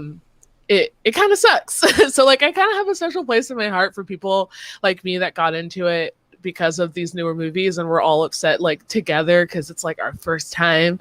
But I definitely can understand where like some of the the older fans, why they're upset about like us being upset about it. It's like a weird. We're not upset with you. We're not upset with you. No. I know that you're not, but it's just like internet chaos. Totally. It's internet chaos, and it's also like disappointment and rage are very different things, and even sadness and rage are very different things. And I know people that are like, it made me sad, it made me disappointed, it made me feel deflated, and all that stuff is completely valid. But I know Ren. I mean, Ren's been on Ahch-To Radio twice, and so the I'm in the presence of a celebrity then. Thank you. I'm so glad you're here, Ren. This is a creator. This is a creator with like actual talent. We just like sit around and talk. First of all, Ren, you are not any less of a fan than someone like listen, I got into it whenever I think the right before the special editions came out, they released like a box set. I actually have I have my original box sets actually right here. Listen, this is the Faces edition. This is the one my parents bought me. This is what got me big into it. But listen, I want to tell you something. I want to admit something to you. I was kind of disappointed with Rise of Skywalker when I first saw it. I had to talk to my buddy. Thank you for. I'm assuming this is your first time on the Bombadcast channel. Thank you for stopping by. Seriously, you're welcome anytime. We do a live stream every Thursday that we just have an absolute blast. Me and my buddy Scotty. But I had to call my buddy Scotty, my co-host, my friend, my compadre, because I was like, I need to hash some of this shit out with somebody because what is going on? And I mean, I've come to a place, I'm more like Alden right now because like me and Alden, I think, are of the same mind in that we've watched this stuff our whole lives. We almost treat it like a sacred text with what the story is, what the story is. Like when the movies happen, that's what happens. So how can I wrap my head around that, and eventually what will they release? What extra texts will they release that will make it feel better to me? And again, you can get into that really toxic positivity. You don't need to be that, and I don't. Yeah. I feel like I've gotten close to that before. That's the whole point of like real toxic positivity to me is pretending that it's okay that Rose got so cut out of the last movie. Like that's a real societal issue of a studio not thinking about a cast member of. That's a real problem. But then there are problems like, should the Force do this? Should the prophecies do this? Should Palpatine do this? And for all of that stuff, story, plot things, it's a little bit of that stuff of, if there ever was a story after 9, then 9 is immediately different, and it all changes. And I think that, but Ren, you bring up a great point, which is that for people that got in on the sequels or had the sequels as their favorite, it stings more because of the entry experience of this is my thing. For sure. Whereas people that were forged in prequel hate. It's like I grew up leaving the theater at 6 years old and being like, that was the best thing I ever saw in my life. And then hering grown-ups say that movie was horrible. Right. That immediately. God so bless now your child heart. Like, oh, man. Now it's like, oh, well, I was an adolescent. Like I've been honest about the fact that like a lot of people, it's either Last Jedi or Rise of Skywalker. Last Jedi, Rise of Skywalker, like they hate one. For me, I love both of those. The one that I struggle with is Rogue One. Rogue One is my new Star Wars movie. You should have been on a Rogue One episode because you and Scotty might get along. I'm sorry. I'll stop. I knew I loved that Scotty. I knew I loved that Scotty. No, but it's that's the one. But I don't hate the movie. I mean, it still gave so much to Star Wars. But I tell you, it gets better over time. And I think that it ages like a Last fine Jedi, wine. Yeah, both Last Jedi and Rise are very controversial for very different reasons. So I think it's going to take a long time, but it's going to be those next kids when they're like 15, 16, and they're going to be the ones that are like, wait, you guys my daughter about exactly. It's going to my be daughter is like, she already loves Rey. She's got a BB-8 in her room that she talks to. And then she'll see the Taika Waititi Star Wars in a couple years and be like, it's not as good as Rey. She's honestly, she's probably going to be 8. She's probably going to love it. That's probably going to end up being her thing. It's going to be like what we do in the. It's going to be what we do in the shadows meets Star Wars. What we do on the dark side. So I think that. That's good. That's a good one. Go on. I'm sorry. Ren. No, I was going to say, I think that kind of going back to what you said about like the first experience there, I definitely agree, because that was my. So I was obviously, I'm in my 30s. I was alive when and able to see a movie when the prequels came out. I just didn't, because I didn't have that connection. For whatever reason. Right. Yeah. So having, the first episode 7, whatever, be my first theater experience was just like a whole different ball game. And I understood why fans loved that experience so much, because being in a theater with people who were really excited at the time, and me getting excited too, and then when Han shows up for the first time and everyone's cheering and I'm like, oh, I get it, yeah. So it's like really fun.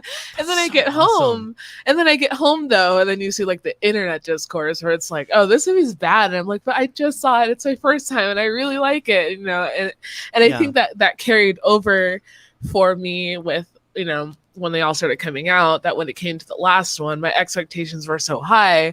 And then, I struggle with liking that one. I only saw it in the theater. I haven't seen it since because I'm so disappointed by it. But again, it's for a whole different reason, where you get into the technical terms about like how you were saying, if people are arguing about how the Force works, that goes so far over my head, because I'm not in the fandom that deep. But you're in the fandom. But I'm in the fandom, of course. No, of course. Yeah, I am, and I do, and like I think because of the films, I started reading the books, and I have a good chunk of the books, and I'm making my way through slowly, but it's just it's different. It hits different, as the youths on the internet say. Yeah, it's also about I steal a phrase. Ren, I feel like we are our souls are knit together. The youth. Look at you two old. I'm a young. You are a young. No, listen, I will drink your blood, you young. Anyway, for the right price, man. Like I said, for the right price. I know, right? We're still, again, Jeff. We are selling our blood. If you want us, blood's still available. We're ready. But it's a lot of it is like Alex Backus from Black Series Rebels talks about it in terms of chemistry, where it's like, like Jerry, the other one.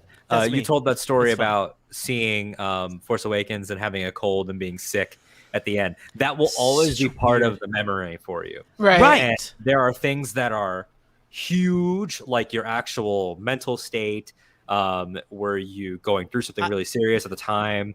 Sorry, by the way, I do think that was the antithesis of my divorce, by the way. Like, no, I'm just kidding.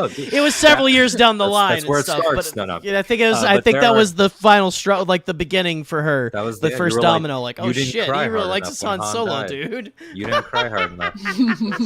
Heartless. But no, it could be something like the temperature in the room, or the projector on the movie theater, or that really angry tweet that you saw right after, or that tweet that you saw before. Maybe you say Last Jedi. That was for me. Like, oh man, you had a 9 p.m. showing, and then someone that came out of the 6 p.m. showing said it sucked, and you were like, "Is this gonna suck?" Like everything about it changes. Yeah, I have a Last Jedi story if you guys want to hear it. Go ahead. Yeah, for actually. Sure. So after I watched it, I worked at a movie theater for almost a decade. I don't know if I don't know if you've heard that in anything you've listened to our stuff. I have. But I used to work at a movie theater for almost a decade. So I'm very well versed in just I was an usher. And I helped the projectionist. I was best friends with the projectionists. I always got invited to watch the movies the day before they came out with the projectionists because they liked. I was a friend, all that kind of stuff. So my friend, who still worked at the movie theater when that came out, he said, when you see it, I want to talk to you. And I mean, it was like, I think I might actually be getting Force Awakens a little mixed up with it too, but I did have phone conversations with these people, and they haven't really liked a lot of the Disney stuff that's come out, and they've like, it's been a weird thing. My goodness, my friend circles have changed. But I remember getting a phone call, being so jazzed, and then you get that immediate water dumped on you of, I just didn't think X, Y, or Z worked. Why did they do this? Why did they do that? And it's so disheartening and stuff. And then you start to see, like, I mean, I got into Twitter battles with my friends after Last Jedi. I mean, I don't know why we feel, it's so crazy that we feel so strongly about this kind of stuff, but there is something that there's something about this passion where you feel so vehemently, like, I'm so for it. I was so for, like, Last Jedi hit me right where I needed it and stuff. I was in a time of life where I was questioning faith. I had a lot of stuff going on, I was like, I had a lot of doubts and everything, in my relationships and everything. And to see my hero, Luke Skywalker, going through the same thing meant a lot to me. And then to have the people that I talked to, the people who were making fun of the prequels, mind you, go like, it's like, Alden, it reminds me of what you were saying earlier. You said, once you start down the dark path, forever will it dominate your destiny. It's a little like that. And again, I still love these people. They're still good people, but we can't agree on Star Wars stuff sometimes. And, Ren, I just know that it's very disheartening. I'm sorry, I'm rambling at this point. Oh no, you're fine. but I mean, like, but to be so excited, and you just got into Star Wars, and you're like, I'm in. I love this, and then to go and immediately like see people shitting on something you really liked, it is, man, that's a weird feeling. And then it's really also, weird. Then you it's so get weird. To the one. Then you get to the one that you didn't like, and all of a sudden you're like, am I now, not am I as bad as them, but am I now engaging on negative terms? Right. When you're passionate. Well, how do I talk about this? How do I let someone know without ruining it for them? My right? general reaction after I saw it, I sat with it for a bit, as you're supposed to do before you come to any sort of hardcore conclusion about something. Get the stew going. Yeah, you gotta let it marinate for a little bit. So I did, and I talked with the person that I saw it with, and talked to some other people that saw it, and ultimately the people, I keep my Star Wars circle very small. I feel like I have to in order to stay sane, but I talked to them about it, and we all kind of agreed. And I think after that moment I kind of just stopped talking about Star Wars. Like, I think Alden might know, but I just don't engage anymore, because I'm so sorry. By the way. Oh no, it's well, it's sorry. Like a mix I'm sorry. I'm sorry. I didn't mean to derail you. No, it was just like a mix of being like, well, you guys might know this, but obviously you do. But when the movie came out, all of the news started coming out about stuff that happened on set and how actors are, and so for me, I'm a person of color. I'm a Black person, and so having that experience and then hearing things that happen on set, and then seeing the fandom discourse on Twitter and blah, blah, blah. And it's like, well, I kind of don't feel included in this conversation / I don't think I have anything nice to say about the new movie. So I'm just going to just be a bystander. So I don't really talk about it anymore unless someone approaches me to talk about it, or, like right now, where I just feel like you guys had such a good conversation that I want to sort of chime in about what it was like to be a new person. It means a lot to me. Thank you. No, I appreciate that. And I also appreciate that, Ren, you're one of the people that, when I think of people that I've had the best, respectful, not even, okay, I'm going to say Ren and friend of the show, Arzu. Oh man. Absolutely. Arzu. People that really don't like that movie and know that I do, and we still have great conversations about it. I mean, I was there for a conversation after the Geeky Waffle show. I remember that conversation that we had I was a little while ago. And I was drunk. I was on my way. But it was very. I was coherent enough to remember how respectful it was on both sides. Yeah. And that's what's unfortunate. That's good. That's such a rarity. But it's also, Ren, you're in an interesting you're in an interesting. You're in an interesting. I'm from Arkansas. It's fine. I'll let it fly. Thank you. You're in an interesting position though, because you, as a creator of physical art and of Correct. goods and services. Listen, that I don't know if I follow you yet, Ren, but I'm gonna No, have I to don't follow think you you after do. this and stuff. But it's gonna happen. Yeah, I just want you to know it's gonna happen. I don't have. I want to see this art. Oh, well, I so don't have a basically I lot just of make a lot stuff of wearables. And then I actually just kind of Well, shut that's down. fantastic. I kind of just shut down like my more smaller tandem stuff just because it's not doing too well. But so basically I make a lot of commission based pieces, and a lot of it, actually, I'd say like 95% of it is Star Wars. And so I do have people coming Listen to up, me people. pretty constantly, and they're like, I want this piece and I want this piece and this character and this character. I'm like, whoa, some of these I don't even know, but I'm gonna do my best. I'm gonna look it up. I'm gonna do what I can. That's Oh yeah, that was like one of the first ones I made. Beautiful. this Falcon and Winter beautiful. Soldier of Isaiah's statue. That's Yeah, I don't do that. I still, okay, Jerry, if you want any of my stickers, let me know. I took them down from my shop I don't, because but I want Okay. some now. Well, I took them down from my shop because like I had so many and they weren't selling, but I have so much stock, so I can send any of you guys any for free. It's fine. But yeah. I mean, I'm not going to say that my listener, our viewer count is great, but if anyone is here, go get some stickers from Ren. Seriously, Yeah. go get 'em.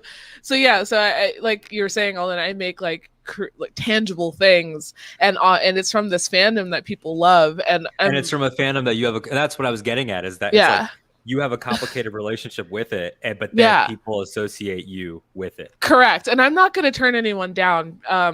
I love what I do, and I love the reaction and the smiles and the enjoyment that that people get from the stuff that I make for them, because it is a collaborative project all the time. It's me and a person talking about a character and breaking apart a costume and what colors do you want, what aspects do you want, and that's just where my head is as a costumer. But I'm never going to say no to someone that wants a Star Wars piece just because I'm disconnected from it in a way, because I think that there's always something to learn as well, because there's characters I've never heard of that some people will come to me with, and I get to do cool research, and that's really fun on my part, and I think that helps me maybe start to love it a little bit more every time.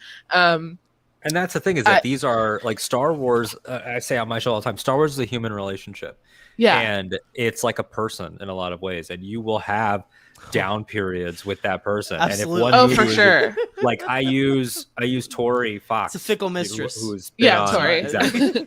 No, it's true. No, it's a great way to put it. It is a fickle mistress. Like Tori, who's been on this show, and or Ren Mister. knows, and I don't want to even gender it. It's a fickle it's a fickle bitch. partner, a fickle leg.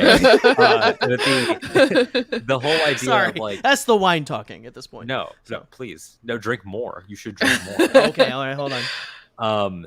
So Tori, who's been on this show and has been on, Bombad in general, and who Red knows, and obviously works with me on Ahch-To. Tori doesn't like Rise of Skywalker, but her perspective on it, and conversely, loves Rogue One the most. But then I have Rogue One last, so we're flipped on that movie, and then so it's an interesting dynamic. But her perspective I've always loved, because she's like, there's so much of it going back to New Hope to now, including shows and books and everything, and now Disney Plus, that it was only a matter of time until I didn't like one. And so then with that in mind, she's like, but I'm so excited about Boba Fett, I'm moving on to the next thing. And so I'm not saying, Ren, that there's like the next thing that's for you is going to be soon, or that is even being made right now. But #Bonick, I'm sorry, I am living for #Bonick. I'm just saying. Finnick and Boba, they will kiss this Christmas. That's all I'm saying. They will kiss. Oh no, so I definitely enjoyed like The Mandalorian. I had so much fun with that show. I think that hit a spot for me that I didn't know that I needed. When the first season came out, I have not seen The Bad Batch, just because I don't think that that's something that I would jive with very well. Now, I liked Clone Wars, and I loved Clone Wars. but for some reason the Bad Batch just isn't calling to me. But okay. I definitely agree. I think that and I try my hardest every day to kind of fall a little bit more in love with it. I try with Twitter and seeing what you guys talk about and to get your perspectives and then be like, okay, from that point of view, Alden, you're like one of the only people on Twitter that I listen to very heavily when it comes to Star Wars, because you post like these long threads and I'm like, this guy knows what he's talking about.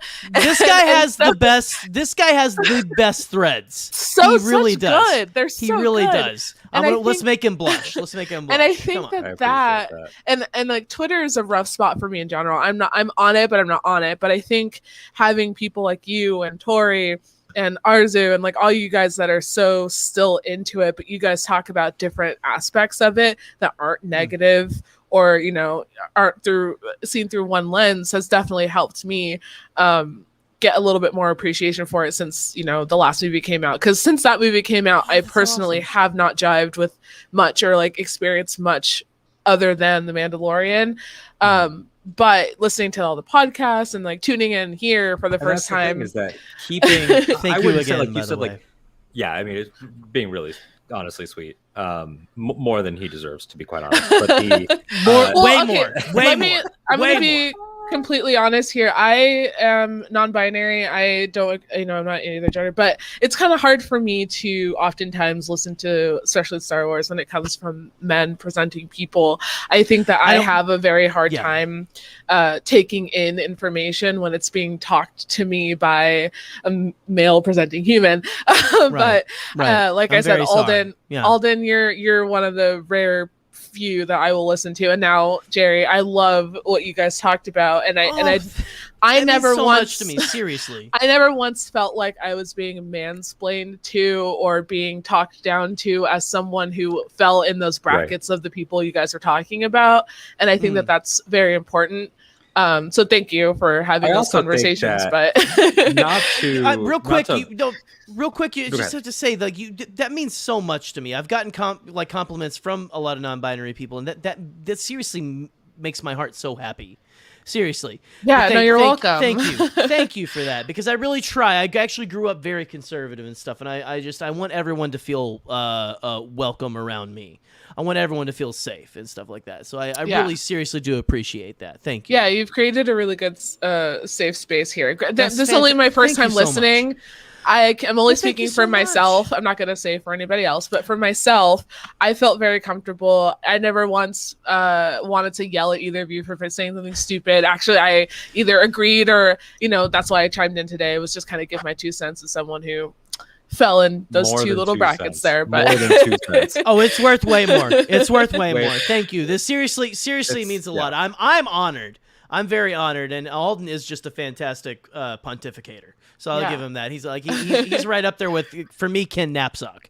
Well, I don't want to give him too much there. I think I don't want to make your head too big there. Ken's the best. Ken is the best in the game. Ken's one of the best. Ken is the best of the. You're right. He's the best in the game. But anyway, I'm sorry. I'm just talking endlessly now. No, it's great. Alden, say what you were going to say, and then. I was just going to say we might need to wrap this up here in a little bit. Yeah, I'm sorry. I did not mean to take up the rest of your time. No, this is what the end of the show is for. The end of the show is for people to come in. And that's what I mean. Maybe I need to make my guests more aware. Is that we will talk forever if it happens. I love the conversation. So by the way, real quick, Boopenheim just now in the comments for the non-binary community right there. Yes, NB fam. Hi. I love you, Boop. I love you so much. You're a hero. You're my sibling from another wibbling. I don't know. I love you. I love you. Just yeah, I don't know. I'm trying to think of a rhyme. I'm trying to think of something too. Go on. It's fine. Tonight. I've derailed. That's okay. So that's all right. It's your show. It's my show. I can derail if I want to. Come on, guys. Let's go on. What these people think. But I think ultimately, to put a bow on that entire thread, it's just about, you said, Ren, that you try every day. I wouldn't even try. I would encourage you to just not even try. As openness is different than trying. Yeah. Just love what you love. And then, we're approaching now is an era of, and again, nothing's, when I say what I'm about to say, I'm not being like toxically positive to assume that it doesn't erase any problems. It doesn't undo anything that's already happened. But where we're headed is the first Star Wars film directed by a woman, the first Star Wars film directed by a person of color with Taika, the first Star Wars TV show run by a queer person, the first, there's so much going on now. And Obi-Wan Kenobi headed up by an Asian woman. That we're headed into a place now where there's finally more voices in the table. Bad Batch was run by a woman. Don't try. Yeah, exactly. Charlie taking away the wrong point. Don't try. It reminds me Take of away what you want. In School of Rock, when he's like, "You can't win, so just give up." Because even when you do try, the man's just going to call you a fat, washed-up loser and crush your soul. I love School of Rock so much. Okay, go on with your point. With your point. It's just it's not about like I need to be any type of fan. If you're like Force Awakens and Last Jedi is it for me, then that's 2 damn good movies that you can hold with you for the rest of your life, and boom, you're golden. But then if you get to that point where you're like, I'm going to try the first episode of Acolyte, I'm going to try the first episode of Kenobi, that openness is all you need. And I think that sometimes art is so personal, and I've gotten like this too, where I watched Luke in the finale of Mandalorian, and it was 4:00 in the morning, and I was crying, watching that episode. I got on Twitter, and I saw people trashing it, like, same old shit. It's just nostalgia. And I was like, I'm gonna fight these people, but I took the weekend off.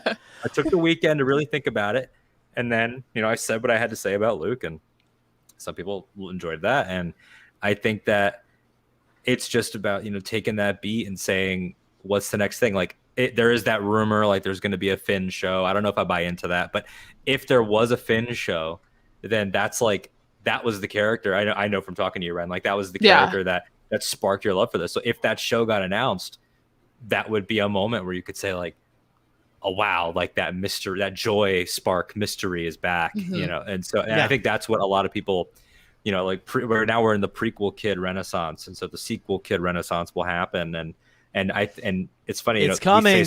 It's going to come with a vengeance. Sequel kids, Ren, you're the sequel adult, and that's something that people forget, is that adults get into this on the ground floor. How many adults do we know that just started with Mandalorian and didn't know? My stepdad watched Mandalorian. He hasn't seen any of the new movies. So many. Well, I mean, it's just to the sequel trilogy alone, I know so many people, right? I know so many people who just started with the sequel trilogy, and people that watch the sequels out of the vacuum of being online or anything. You talk to somebody that's out of the vacuum of online fandom, and it's always very, very interesting to see what happens. It doesn't make anyone less right or less wrong or right. Well, my ex actually she actually was very into the story of the sequel trilogy back in the day and everything. And again, so I know we divorced because I cried when Han Solo died and stuff. I'm joking. Well, that's the reason. But I mean, it's just facts. That's just what you do. That's what you do as a fan. You just divorce people if they get mad that you cried when Han Solo died. But I digress. I'm sorry, but like it was such an entry point. I mean, every trilogy has been such an entry point, and I welcome everyone who comes in. I'm excited. I want more people to talk to. I want more people to talk to who like the same things that I do, and maybe dislike the things, but aren't a dick about the things they don't like. Right. And that's why I've said that's the point. I've said Be this kind. to Ken, and I've said this half jokingly other places, but the more I say it, the more I like it. I'm not a Star Wars critic. I'm not a Star Wars reviewer. I am a Star Wars weirdo. We are weirdos. We're effing weird. I'm not a Star Wars host or a pundit. I am a self-labeled Star Wars activist. I am here to say this is it. This is what I see out of this big thing of clay. This is what we can mold from it. This is how I experienced it. Here's what I see from it. Look at it. Tell me what you think about it. I'm here to promote it as if I was an unpaid teacher. And does that make me a shill? I don't know. If you think it does, maybe. Great. Well, but me too. So that kind of goes back to like when all of the discourse about the actors and the film and everything came out. I made it sort of like my undercover mission as a shop owner who profited from a fandom that I no longer felt connected to sort of talk more about the activism part of it, so to speak, and to make sure that anything that I created that was a tangible product that multiple people were going to buy, it featured more so like the people of color, like the characters of color, because while yes, there's so much out there that has Han, Luke, Leia, you know, not much has Finn, you know, Rose, and then like when I did Falcon and the Winter Soldier, I wanted to make sure that Danny Ramirez had a product, Isaiah had a product, like all that stuff. So that's so fantastic. And I, you know what, I think my takeaway from this conversation, and thank you very much, is that thank you for coming on. I do want to sit with the conversation and, you know, the conversation, you know, everything that I've taken in online a little bit more, because I think that there is something that I can probably pinpoint as to, like, you know, that moment where I kind of like gave up, and I want to know why that hit with me specifically, and then sort of reevaluate, and hell, I might even just like sit and watch the movies again, like, I mean, just so honestly, that I can, like that's how we all became obsessed. It's just like sitting and slowly watching them over time. And I've been away from it too much now. Yeah, I've been away from it for so long that I think that like any, like, you know, relationship or conflict or anything, when you have that time away to reflect, you can revisit it with like a clear head. And I think it might be that time for me to do that. So thank you guys for helping me. So glad that we inspired that. Yeah, that's awesome. I am 100% in support of all of that. I'm 100%. I mean, Ren, you and I talk one-on-one also often. So like I'm 100%. You're getting shouted out in the chat. I'm there to be there on the journey. If you want to ever hit me with a message or a thought or a question or anything. Well, you know, I pitched that podcast on Twitter, right? Where I was like, I really want to do that. It would just be utter chaos, but I think it'd be funny, and also it'd be a learning thing. Have you watched the Bob? You haven't watched the Bombad cast, but it is utter chaos. It is utter chaos. Go on. So my idea was to just have people who knew more about Star Wars than me tell me the name and like the bare bones of a character, and I would try to guess the backstory and, like, you know, come up with like this grand idea of who this character is, all the while like I actually get educated, because I like learning about Star Wars. And I think I just followed you on air, by the way. When the first movie came out, my friend and I, we were so excited that we looked up the Del Rey book timeline and started buying all the books and like reading, like, you know, I started reading the books for the first time because I wanted to learn a little bit more. And I think that education for me, because I'm a forever learner, is like the first step into loving like anything. So absolutely, I thought that podcast idea would be kind of fun, because it's like, yeah, I could be a little bit silly, but also no, tell me about this character, especially if it's someone that you like a lot. I'm more than open to like learning about this and enjoying that excitement with you. So and that's a powerful part of this, is that everything in Star Wars is someone's favorite. And there's also just the aspects of, like, I love what you said there about being a forever learner, which is so key to Star Wars. But it's also like, in one conversation, you know, you've expressed how you became disconnected, but also that you're a forever learner. So I think that more so than your Star Wars journey having been defined by falling in love and falling out of love, it's only beginning now. Like, this is this is just the beginning. Welcome to the rest of your life. Thank you. There's so much, like, I'm so curious to you know, to hear what you'll think next year, 5 years from now. Oh, absolutely. And how everything sort of changes and molds and blends, because it's not a, you know, I say this about the originals all the time. Like, imagine the originals now. Everybody would yell about twincest and about how there was no plan, all this stuff, and how this character was wasted. They did, but they just had to write a letter to a magazine back then. Exactly. So that's the problem. we're too instant. Cursed. We are cursed with the greatest magnifying glass of all time, is the instantaneous internet. And I think that now, you know, it's just going to be interesting. But I'm here along the way for anybody that wants to love on this thing or not love on it, in whatever way makes sense. Yeah. That's fantastic. Same here, but Alden does much better threads than I do. So he does much. I just have more time. I just have time. I'm done with work too early in the day, and then if Jeff didn't have to ride that motherfucking dick into space, just like Jeff Bezos has to. I have to make sure he gets to space, riding that like Armageddon. Okay, like anyway, I'm gonna stop.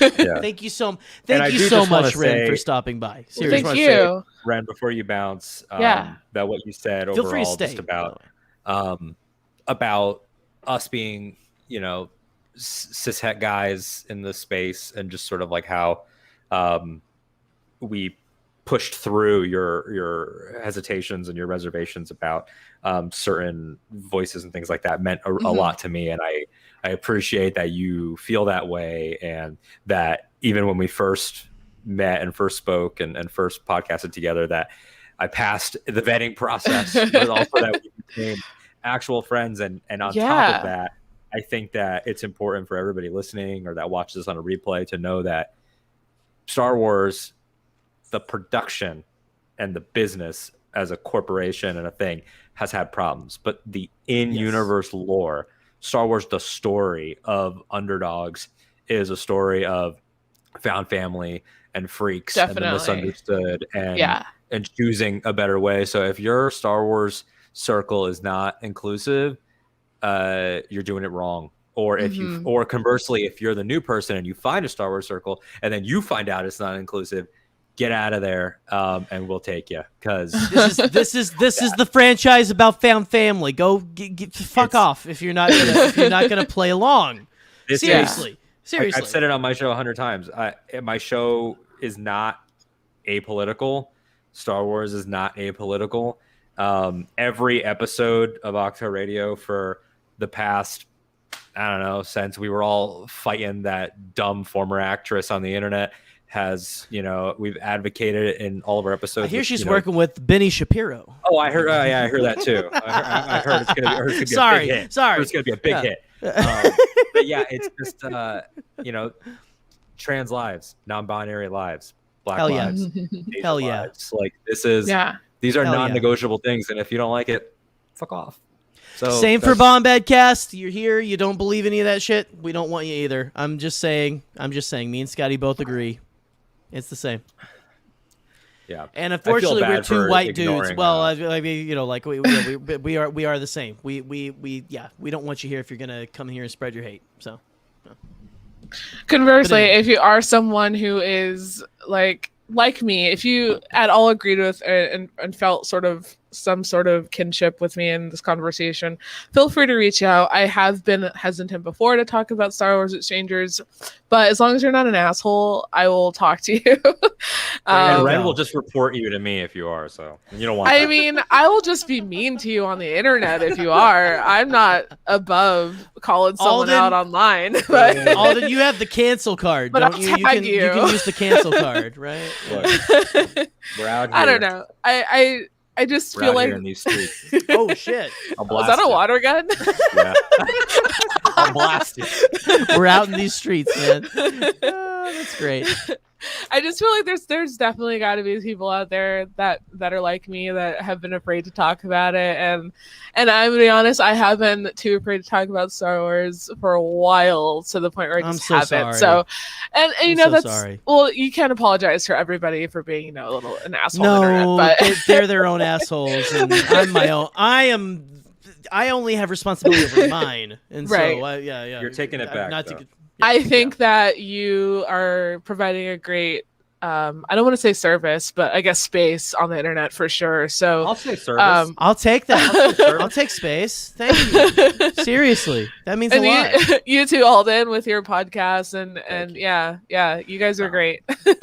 Bombad Cast, we have it like our saying is stay Bombad. And we had actually some people who have come and like say, to me, stay Bombad just means, be a kind person, be someone who, will welcome anybody and stuff like that. And that seriously is meant, like, if that's the legacy that me and Scotty, a couple of white dudes, one in Michigan, one in Louisiana, are leaving behind, then God, I mean, I don't know how, but I'm so thankful.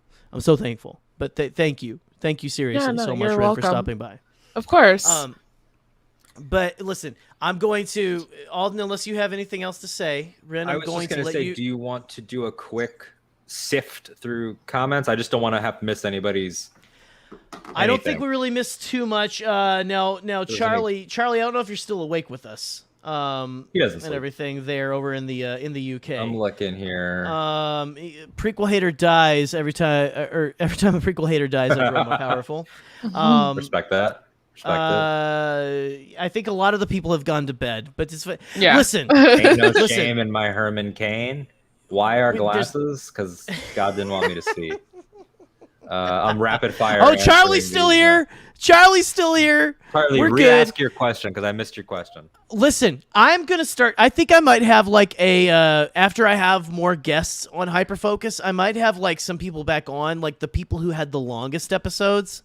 Mm-hmm. And to like, I don't do some kind of contest or something. I don't know, like some kind of like you know, like who can do who had the longest episode. Maybe I'll do my own like version of the Emmys or something with the people who like kept me on the air for that long. So I always over deliver. Man, oh, it's Aaron Moran. That's the same. I don't know why I said Aaron's full name like that. It's Aaron. You're excited. It's fine. Aaron is again a great friend and listener of Ahch-To and Tori's show, and has been a great friend to me in the past couple weeks as I've been just in the midst of my depresso. Always a great. You know person what? It's happening. I'm in that same boat, but it's conversation. Yeah. Hey, damn it! I don't know, but I think conversations like this have really good healing capabilities. So I don't know. I think for me, I'm definitely excited to sit down tomorrow and put on a Star Wars movie and sort of. That makes my heart feel happy. This conversation, and I'm not kidding. I'm not even kidding. I've had the shittiest couple weeks, but this conversation was sort of it was just the thing I needed to sort of pull myself out of that depression hole. And I don't want to exaggerate. Thank you so much. And I'm trying not to get emotional, but thank you for listening and letting me talk. If this is okay, like a blow kiss to you.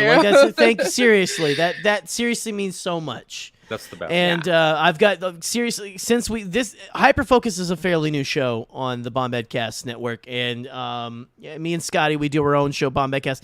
Show up this Thursday if you want to have a little fun this Thursday night. We're gonna probably do Bombad Mad Libs. Okay. And stuff where we'll take we're gonna read a Mad Lib and take suggestions from the chat, and we ended up with a T-shirt called it's Odds and Poops in the Mandalorian writing and everything, and it's we have a lot of inside jokes from our last Bombadcast that we did with Mad Libs. But if you feel, but seriously, thank you for coming by. Thank you for stopping in, and feel free to hang out in the green room. But I'm gonna politely. Yeah. Escort you to the green room, and then I'm going to say goodbye to Alden and end the show. But thank you so much. Seriously, Ren. No, you became the second guest, honestly, really because did. this seriously has been therapeutic for me as well, and I really appreciate you stopping by. Thank you so much. Thank you. Seriously. Have a great night. You too. Thank you so much, Alden. Man, we're good at this. We're fucking awesome. But seriously, all you guys who have hung out, we've got the number has gone up and down. This has been a good show. Pull Charlie's I know a lot of you are up. going to bed. I mean, I've got to go deliver packages for Jeff in the morning. I've got to go give him like a pint of my blood. Let me see Charlie's before question. I even get Charlie's question. Okay, hold on. Let me find it. Oh, there we go. Charlie did have a question. Let's answer. Can you answer this for the young man in the UK? Let's see. Who do I hate I'm most interested. on Twitter? Ted Cruz, number one. That's a big one. The Orn Frita of planet Earth. He is Orn Frita, just like Masameda is Mike Pence, and that's canon. That's canon.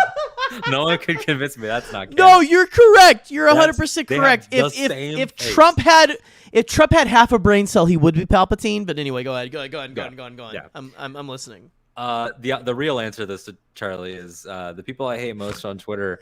They hate me in turn. They hate me in kind, and they probably have me muted, and I probably have them muted. One of them publicly. A couple of them I've had public spats with. I'm not gonna throw names out there, Charlie, like you want me to, but they know. I who thought they you were are, saying and- Charlie. You did. Oh, okay. Yeah, they know who they are, and I'm sure I would also rank high on their list. I just didn't want to shy away from this question because I'm not a little bitch. I'm a real broadcaster. Oh, are we getting a promo here? Are we getting a promo? Gonna cut a promo. Cut a Well, promo for Let me tell you something, bro. Bombad EW. Like, Bad Wrestling Federation. BWF. it needs to happen. I mean, we do like I know we do a lot of Alex Jones fakery and Alex. stuff of that nature. I really like to make fun of Alex Jones. It's fine. It's whatever. It's whatever. The globalists. That's all I'm gonna do for right now. That's all you get for tonight, guys. Listen, continue. Is this the longest episode? That was my goal. I'd have to check, honestly. But you're at 210 right now. I think Scotty holds the record. But honestly, I think I beat Scotty. I beat Scotty. Oh, Jared shit. the Dark Jedi was at 206. The Scotty was at glove. 152. The glove has been dropped. You know what? That's what we're going to have. We're going to have like a tournament of who can go the longest. And everything. Like, we're going to have like a cage match of all you guys. What if I had all of you who have had the longest episodes on for a special episode down the line? And we all tried to. We should do. We did like a round table. We could do like a round table, but like even like on a real note, like we could do a some sort of never-ending like charity stream or something like. That would be something like kind of that. fun. That would Do be kind of like fun. a We haven't long done one. anything like that. Ahch-To Radio's fourth show stirring the pot. Charlie is coming here with straight fire. It's fine. But listen, guys, we have made Hyperfocused Bombadcast history tonight. I mean, I'm sure there's been episodes of Bombadcast that have gone longer, especially with Alden on them. But Alden, thank you so much for coming here, for hanging out. Why don't you go ahead and plug all the awesome stuff you got going on right now, and just let's let the make the magic happen, man. Let us know what you got going on. You can find me personally on Twitter and Instagram at @A_D_Strider over there, and Twitter's AD_Strider. Instagram is A_D_Strider. There you go. You can find Ahch-To Radio everywhere you get your podcasts. It's Ahch-To Radio, AHCHTO Radio. Right now, that is home to 3 Star Wars shows on that feed. So if you subscribe to the podcast, nice. You get 3 whole shows, and that's Ahch-To Radio proper. That's the original show. That's me interviewing different people from around the Star Wars space. Jerry and Scotty have both been on the show before. I have to have them both on again, together and separately. Happily. Yeah, anytime. we gotta schedule that up. And then there's also the second show by the incredible, amazing, brilliant, beautiful, genius Tori Fox, who is honestly the best person I know. And her show, The Mandatorian Creed, is a multi-part extravaganza. It's multi-parts in and of its breakdown, but each part of the show is multi-parts in and of itself. So far we've had 3 series, each 5 parts, and they're all about different topics like lightsabers, like droids, and it's just a really fun celebratory breakdown of these different topics. It's very well researched, and that's a wonderful show. It's going to be back soon, and that's the next season of that is going to be on Star Tours. And then launched today is the 3rd show, which is a rewatch between worlds. And a rewatch between worlds is just look at this guy. Look at this guy. Scotty showing up right in the during my plugs. in the 5th hour. Damn, why did I come God on? fucking damn it! Right in the middle. Right in the middle. Do it live. So a rewatch Between Worlds launched today, and that is my Rebels rewatch analysis show with the great Nikki Kumar from the Imperial Senate podcast, which he co-hosts with Charlie Ashby and Claire Stribling, that have both been on this show. So I plucked. Yes, I got to get Nikki on soon. Sorry, you get continue. Nikki on. It's going to be very interesting. That man's got thoughts. He's going to make me cry. I know he's Nikki's going to make me cry. Sure. And so we are diving into all of Rebels in chronological order, and we'll also have cast interviews, production interviews, covering all the Rebels recons. So that makes up Ahch-To Radio, and then we're also on the One and Done Film Club. That's me, Nikki, and our friend Reed Devaney from the Babel Bubble, and we take different franchises and we break them down and decide which movie should represent that entire franchise. And then I'm also on Batman Returns with Charlie on his Patreon page, analyzing the entire Bratman franchise. And then, yeah, I'm on the radio in Florida. I probably should be on a dating app, but I'm not. Got to get on that. And yeah, I can. You're fine. You're fine. We could do 3 more hours on our love lives. Well, that'll be the next time I have you on, because it's definitely going to happen again. I mean, maybe we'll do like a for Valentine's Day. We'll do like a Bombadcast episode. It Is should that be what you're like gonna say? Hyperfocus, like romance edition. Like we wear suits Oh my god! and like really like change the lighting on the show to be like really dim and moody, Right. like red light or something. Oh my god, you were a genius. This is Like, okay. So welcome to Scotty, we're content Hyperfocus. planning as we speak. We're producing. Live stream dating show. You guys are giving us such bad, amazing ideas. But anyway, well, Alden, again, go for one thing. All of you who are still here, thank you for hanging out. Go check out all of Alden's stuff. Seriously, you put out a lot of quality content, and I'm so happy to have you on. I'm so happy. Like, look, again, we go back a ways and stuff, and so I'm a couple of years. dude. Already. This is just which is crazy. This is just a couple of old buds hanging out, and guys, thank you for stopping by. Thank you for hanging out. Thank you for hyper-focusing with us. Am I making that the final line? Probably, because I just came up with it, and it's probably the 3 glasses of wine I had. Love you guys. Have a good night. Alden, thank you so much for stopping by, my man. Thank you, my friend. Thank you. It's been an honor. Seriously. Guys, have a good one. We'll see you. Oh, real quick. No Hyperfocus next week. I'm taking a week off. But when I come back, I believe, and I'll have to check my schedule, I believe I'll have the one, the only Maggie Lovett of Geeky Waffle, of Wonder Woman 84 fame. Wait, hold on. Do you take clips out of the episodes? Do you ever clip things out? I don't, but I probably should. Clip this out. Okay. Hey, Margaret, follow that. Follow that. 2 hours, 17 minutes. Do better. Good night. I love that we're starting to do promos. Good night, guys. Have a good night. I love you. Alden loves you. We'll see you later on the next Hyperfocus.